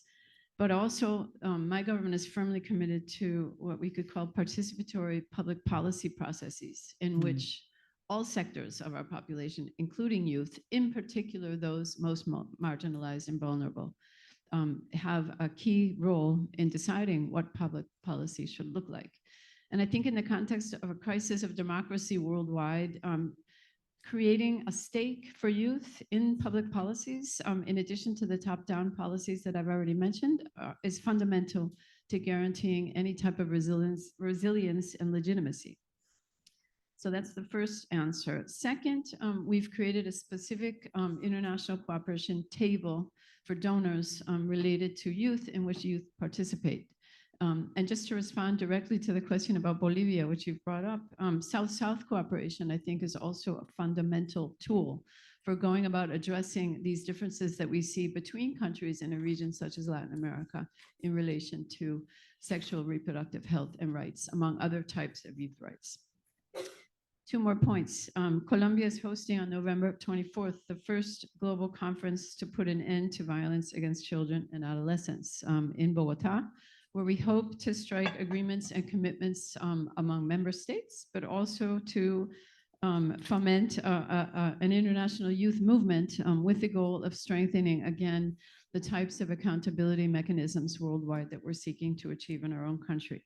And finally, just let me echo what others have said about evidence-based policy. My government is firmly committed to creating policy that is evidence-driven. We hear a lot of evidence, and yet member states, are want sometimes to listen to that evidence. I think youth in particular have to continue insisting upon the need to pay attention to the evidence and for governments to implement that evidence with an eye to creating better public policy with your participation and your demands. Thank you very much, Arlene. That was super useful. youth citizenship again in action. And I think we'll learn more from you about the upcoming conference on preventing violence against children and adolescents. Sarah, if you could please respond to Aisha's question. Right. Thank you very much. And thank you very much for your question. And I mean, I think I'll actually echo quite a lot of what I think my previous panelists have said. I mean, the issues that you raise are multifaceted. There isn't a single solution. There isn't a single kind of blueprint that you can arrive into a particular context and say, this is how you are going to tackle all these different elements. So really what I would say is that all elements of public policy need to play their part. This is an issue of human rights. It's an issue of gender. It's an issue of health. It's an issue of education. It's an issue about the future of young women in particular, but of all adolescents. And in that sense, we do need multi-sectoral approaches, and we're working a lot with our international partners, WHO, UNESCO, and others, to really see how to build those multi-sectoral approaches and to work with governments in the context in which they're in, and not to arrive with kind of prepackaged solutions, but really to see how to embed these processes and to embed them in national governments, but also with young people and in public policy processes more broadly in the democratic context. Because we see this domestically. This isn't something that happens once and it's done. It's an ongoing conversation, and there's always changes, improvements, learning, and ways in which the evidence can be brought in to bring in appropriate changes there. So I think in particular on comprehensive sexuality education, there's a lot of work that needs to be done about cultural sensitivity and context-specific approaches. I think somebody mentioned earlier, not everybody wants to call it that, but there are many ways in which the issues for young people can be addressed in ways that can be modified to help with the particular context in which they're taking place. I'll leave it there. Thank you. Thank you, Sarah. That was incredibly clear and direct. We've reached the end of the segment. Time flies when you're having fun and you're learning about incredible, bold, courageous policymaking and leadership at a country level. I'd like to thank our honorable ministers and their excellencies who have joined us. You can feel free to take your seats once more. And thank you to our youth advocates, and thank you to the vibrant audience for giving us some energy and insights throughout this panel. Shakira, over to you once more.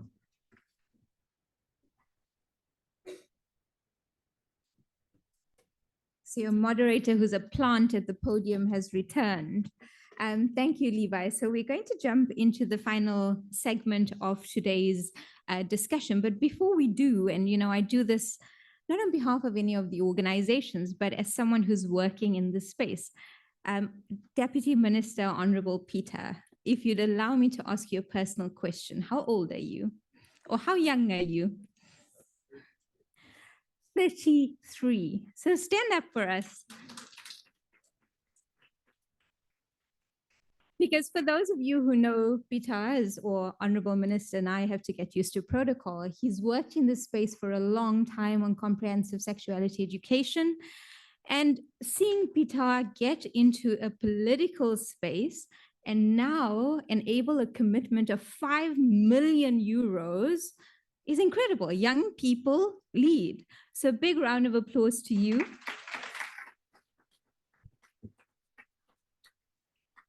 I'd also like to ask one more time for Honorable Minister Rapapa to stand up for us.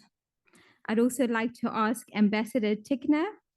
Peter, I'm going to make you stand one more time.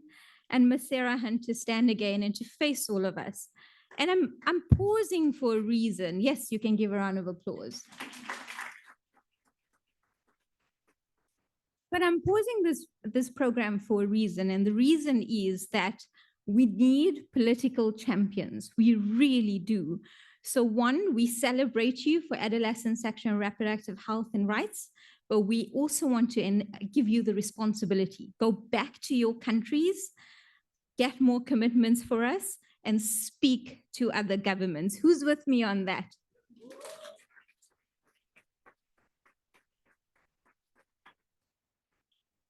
You can now take your seats, and thank you for indulging me or engaging with me briefly on that. We'll now shift, as I said, into the final segment. I have lots of problems this morning. I know you all are hungry. We need to keep to time, but I think this is important. Closing off with a conversation, and I like the caption of this closing panel. It's called Closing the Deal, and we have 4 incredible speakers with us. The very first is Ximena Argalo, the Executive Director of A Choice for You Sexuality. We're then going to have Dr. Bruce Allywood, the ADG for the World Health Organization, who will be stepping in for Dr. Barbosa from the World Health Organization. Dr. Gulhem Goncalves Duarte, I hope I haven't butchered your name, from Unite Parliamentarians. I just followed you on Twitter. Nice to see you in person. Okay, and then we've got Linda Weiser from the Children's Investment Fund Foundation.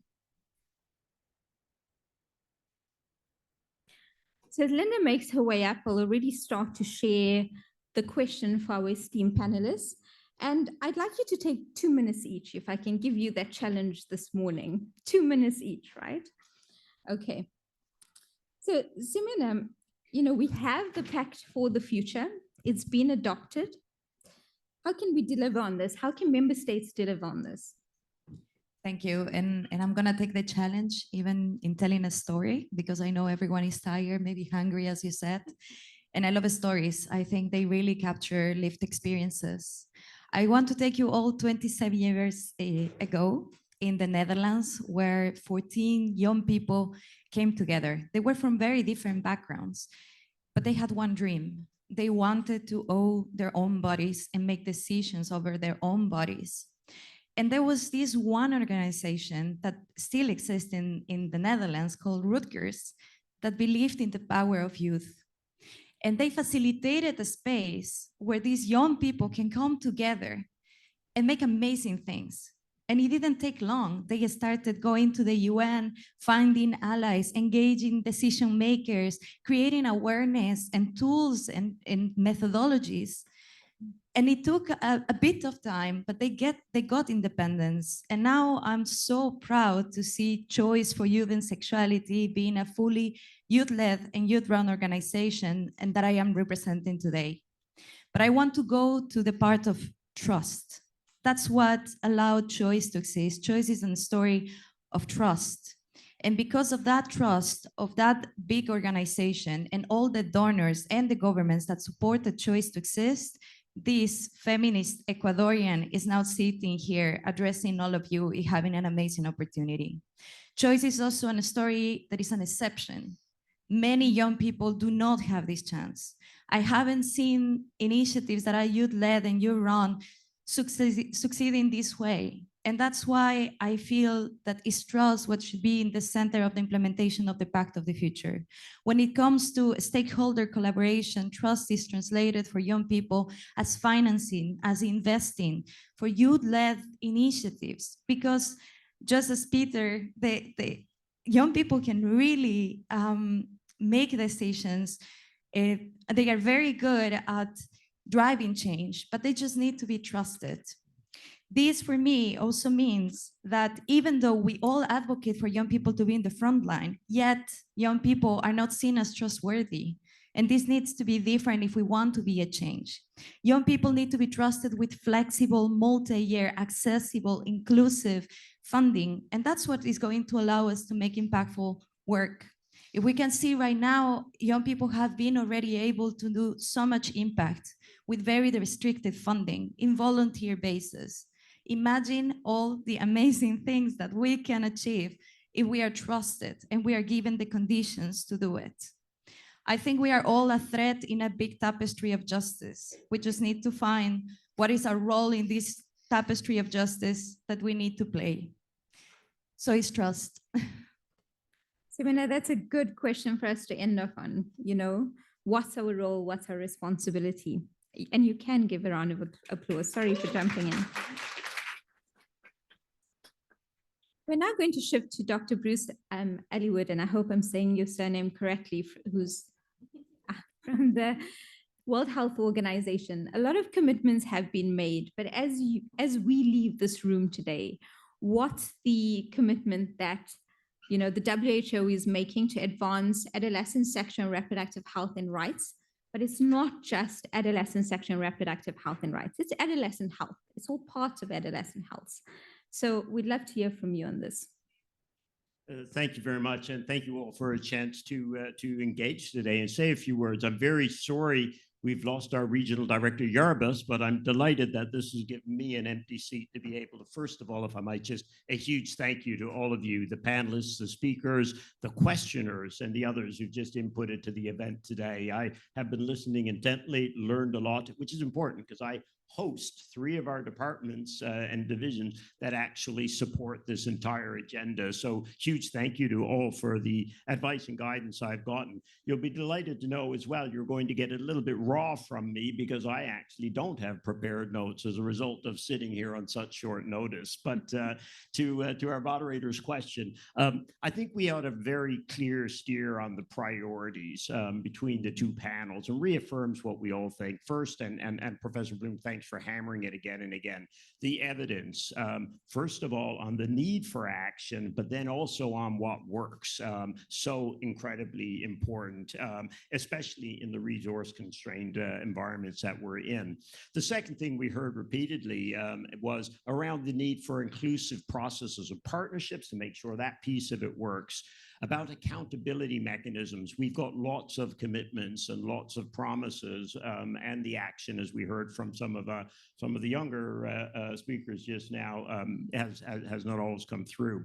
We've got to expand our programming. We have lots of evidence about what works. We heard in the last panel some great examples, and from our own region, I think Dr. Yarbus would have highlighted, we've seen a 20% reduction in young pregnancies as a result of the application of some very concrete and proven methods. But also we need to be agile and flexible as we evolve. So a couple of commitments from WHO. I am going to get there. First of all, WHO, we are behind the global agenda on universal health coverage. You cannot have universal health coverage without adolescent sexual health, sexual reproductive health and rights. So we get it, and that anchors our agenda. It is part of achieving UHC. Now, how can we advance it? We are a normative agency first and foremost, which means generating the evidence, promoting that evidence that works, and we will continue that role as we go forward in the on this agenda. The second thing we are importantly is we are a political organization. We have 194 member states, countries. That is a very powerful platform for advancing not only the technical agenda and expanding technical programming with our member states on the ground, but also for advancing legislation, the laws, and promoting those other fundamental pieces to move this agenda. So we will take our normative levers, our political levers, but we are also a convening agency, and we provide a platform for voices that have to be part of this agenda and included. And we are already moving on that agenda. Dr. Tedros has established a youth council, as we talked about in the youth summit yesterday, to bring young people into WHO to advise us, tell us what's important to them, tell us how we could be doing and working this agenda better, and engage them in that process. We will continue that, and we will continue to challenge our member states to bring youth delegates as part of their delegation, to be part of shaping the work of our organization as well. So we heard the priorities loud and clear from you. We will commit, and we are committed, as I just laid across. We will use our 3 big levers to advance this agenda as well. We are with you because we stand for universal health coverage, equity, and rights in health. We cannot achieve that without adolescent sexual and reproductive health and rights moving forward. Thank you.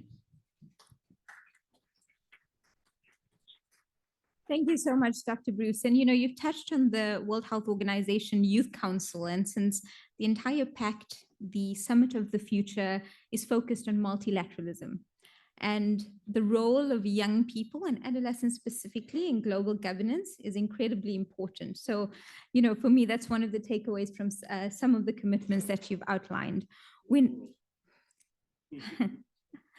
We're now going to shift to Dr. Duarte from the United Parliamentarians Network for Global Health. Dr. Duarte, give us a parliamentarian perspective.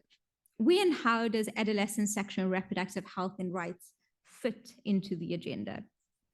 Thank you so much. First of all, I'd like also to join my voices thanking the organization of this event, especially the leadership of governments of Chile, Colombia, and Ireland, but also all the partners in WHO, and of course the youth leaders that are here present. That gave us amazing perspectives which are to be heard. And today, indeed, we've heard powerful calls for action and commitments that should reshape the future of adolescent sexual and reproductive health and rights. But commitments alone won't change lives. We know that. Action and accountability will. Parliamentarians have the unique responsibility to hold governments to account. This isn't just about policy, it's about safeguarding the future of our children and our adolescents. And indeed, adolescents are the leaders of tomorrow, but also of today, as Mariam rightly remembered us, and yet too often we fail them today. Vulnerable groups face additional hurdles to access basic health care, and they are the ones accumulating layers of disadvantage, locked out of every services meant to protect them. We cannot allow our laws, our systems, and our societies to be complicit in these disenfranchisement. And this is where the legislative power can become a force for freedom, recognition, and well-being. So at Unite, a global network of parliamentarians, we are currently over 550 current and former parliamentarians, all over 120 countries. And we try to work relentlessly to ensure that laws protect young people rather than restrict their rights. We advocate for the kind of policies that guarantee access to contraceptives, menstrual products, and comprehensive ASRHR education. And these are not privileges. Indeed, they are basic human rights. Our parliamentarians are also societal leaders, and at Unite we try to leverage this power to shift public discourse and stigma and normalize conversations around contraception, abortion, STI, testing, and menstruation. But more than that, we aim to legislate to assure access and equity, whether it's increasing funding for services, holding government hearings to demand accountability, or drafting evidence-based policies that prioritize the needs of young people. In Unite, we've seen the power of bringing together lawmakers, civil society, and youth. One example that I can give you comes from Angola, where we facilitated the first ever meeting between the chair of Parliamentary Committee on HIV and patient representatives. The chair had been in office for four years without ever meeting those directly affected. Now, thanks to this dialogue, he meets regularly with various stakeholders. And this is democracy in action, a whole of society approach that is crucial to ensuring laws reflect the realities of those they serve. Another key contribution has been pushing to make ASRHR issues a priority within the health committees of parliaments. And a third one, the final one, is in countries where subcommittees such as global health didn't exist, we've successfully created them in some countries. This is the kind of change that parliamentarians are capable of driving and promote. The latest technical evidence built on decades of research should further motivate us for action. It is clear, adolescents ASRHR is not separate from their broader health and rights as decision makers in their communities. We have more evidence than ever before to guide us, and it must propel us toward urgent and sustained action. The time to act is now. We call on all stakeholders to step up efforts, increase investment, and prioritize adolescents as a cornerstone of sustainable development.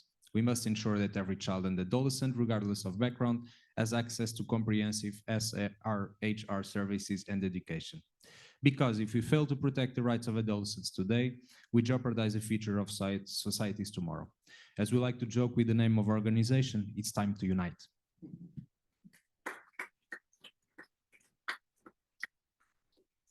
Dr. Duarte, thank you. You've taken me back a couple of years to my work in South Africa, and you're reminding me, and I'm hoping the young people in the room are listening to you, because what's slightly delinked from young people and those involved in the agenda is understanding parliamentary processes like parliamentary committees. So again, it would be really great for us post this meeting to think about how do we get adolescent sexual and reproductive health into some of these domestic processes? And how do we also have youth championing in that? And I know, Levi, you're behind a lot of it in South Africa as well, but there are many closed doors, and how do we open them up for young people? Linda, I'm now going to turn to you to give us really the final words of this session that we've had over the 2.5 hours this morning. Linda Wazard is the Global Director of Equity, Gender and Youth at the Children's Investment Fund Foundation, CIF. And we have political champions in the room, but we also have philanthropic champions in the room. And one of them is Linda. you and your team are spearheading sexual and reproductive health and rights for all types of populations, not just adolescents. And so, one, my prayer now and every night going to sleep is that I hope your pockets will be very deep. I hope domestic financing pockets will be very deep. I hope all pockets will be deep. But my question to you is not about how deep your pockets are. You know, over the years, working and championing sexual and reproductive health and rights, what are some of the lessons you can share with the room in terms of how do we mobilize these resources? Thank you so much, Shakira. Thank you, everyone. Yes, I am the last person standing between you and delicious breakfast outside, so I'll try and keep it short and sweet. But just to start, I mean, I think two things hold really true for CIV. One is that we don't just see adolescents and young people as recipients of our programs. They're absolutely our partners and co-leaders in advancing progressive change. And the second one is, as we've heard today, we see ASRHR as a critical pillar of more comprehensive package, really about supporting adolescents to thrive and live their best lives. So alongside ASRHR, we also invest in education, we invest in economic empowerment strategies. All of these together really ensure that adolescents are able to fulfill their dreams. With regards to ASRHR specifically, I mean, Shakira, you said we have been investing quite a lot in this space. Last year, I think we dispersed about $115 million in the space, including for work that targets adolescents. So to just name a couple, for example, our partnership on Adolescents 360 in Nigeria, Kenya, and Ethiopia. In Ethiopia, it's called the RISE program, which is all about providing adolescent girls with access to family planning. We've been able to do a lot there. In terms of delivering millions of services to these adolescent girls, but then also partnerships with young feminists. I mean, we had Choice talk about this, young feminists like the Nala Feminist Collective that work with us in mobilizing commitment makers in Africa for ASRHR. I think for us, the lessons learned are actually three, and we've heard them loud and clear in this room, not just for us, but for philanthropy. One is around centering equity, really making sure that we are making efforts intentionally to reach the hard to reach and the more marginalized, and that we're thoughtful about this. And this is work that we have started 3 years ago, and we continue to do more of this, including in new regions in Africa that we will be working in.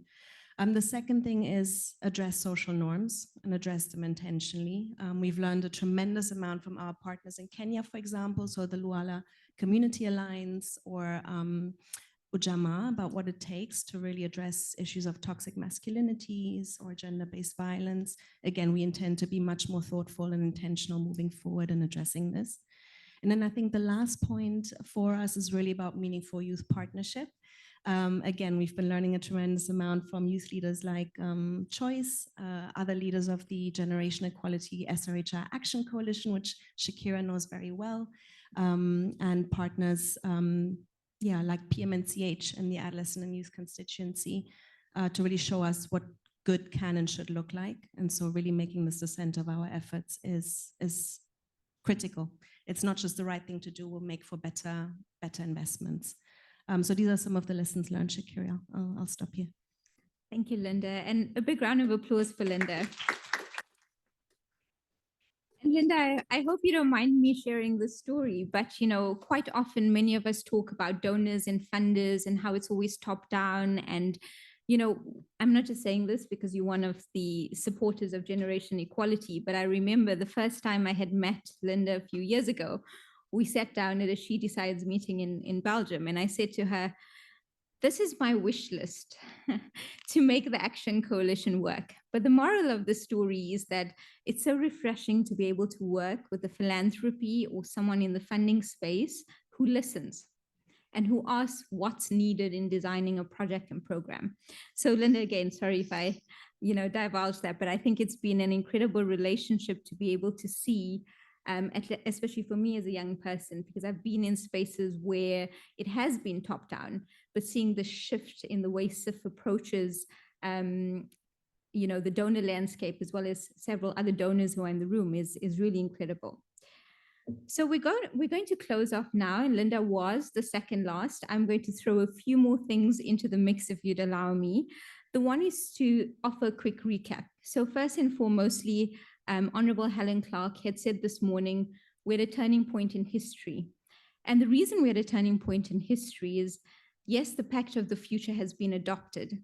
But when we look 10, 15 years down the line, what will this have meant? Similar to ICPD and Beijing.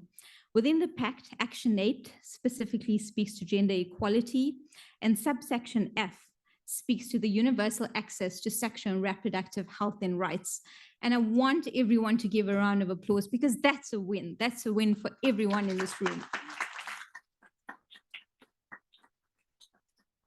And, you know, many of us who sit in member state discussions know that it is such a big win. So thank you. We had the UNFPA Deputy Executive Director talk about the power of transformative adolescent sexual and reproductive health programming, which through the special issue, we have seen the evidence around. We then had commitments from the governments of Lesotho, Bulgaria, Colombia, and Ireland, to list a few this morning, and that's important, as well as the World Health Organization. Again, a big congratulations to the researchers who pulled off taking stock of adolescent sexual and reproductive health and rights, looking at the trends. I had a look at the supplement and a couple of key things had jumped up out at me to get you to go and read it. They talked a lot about, the authors speak a lot about gender transformative programming. They talk about context-specific interventions. They talk about the evidence policy action link. They also talk about the risk and protective factors. So if you're looking for a resource on adolescent sexual and reproductive health and rights, go off and read the supplement. I then want to thank my co-moderator, Levi Singh from the ASRHR Africa Trust, among many other hats that you wear. I'm thrilled to be moderating with you, working with you again. I'm not so thrilled that you didn't tell me you're coming to New York and bring things for me from South Africa in terms of some of the snacks I needed, etc. So I'll catch up with you on that. We want to thank the governments of Colombia, Chile, and Ireland specifically for co-sponsoring this event. There are multiple co-sponsors. You can see them on the program, including the World Health Organization and PMNCH. I'd then like to announce that there is brunch and networking. There were questions that were unanswered. There are things that you probably want to speak about, or you should speak about, because we have the opportunity, so brunch is served. We also, I understand, have an art exhibition, which will be directly outside this room. I believe many will, direct us to that. And then finally, and most importantly, because this is who we're speaking about, and this is what we're speaking about. So you've heard my voice, you've heard Levi's voice, you've heard excellent speakers' voices, but on behalf of Generation X and Generation Z, thank you for joining us today.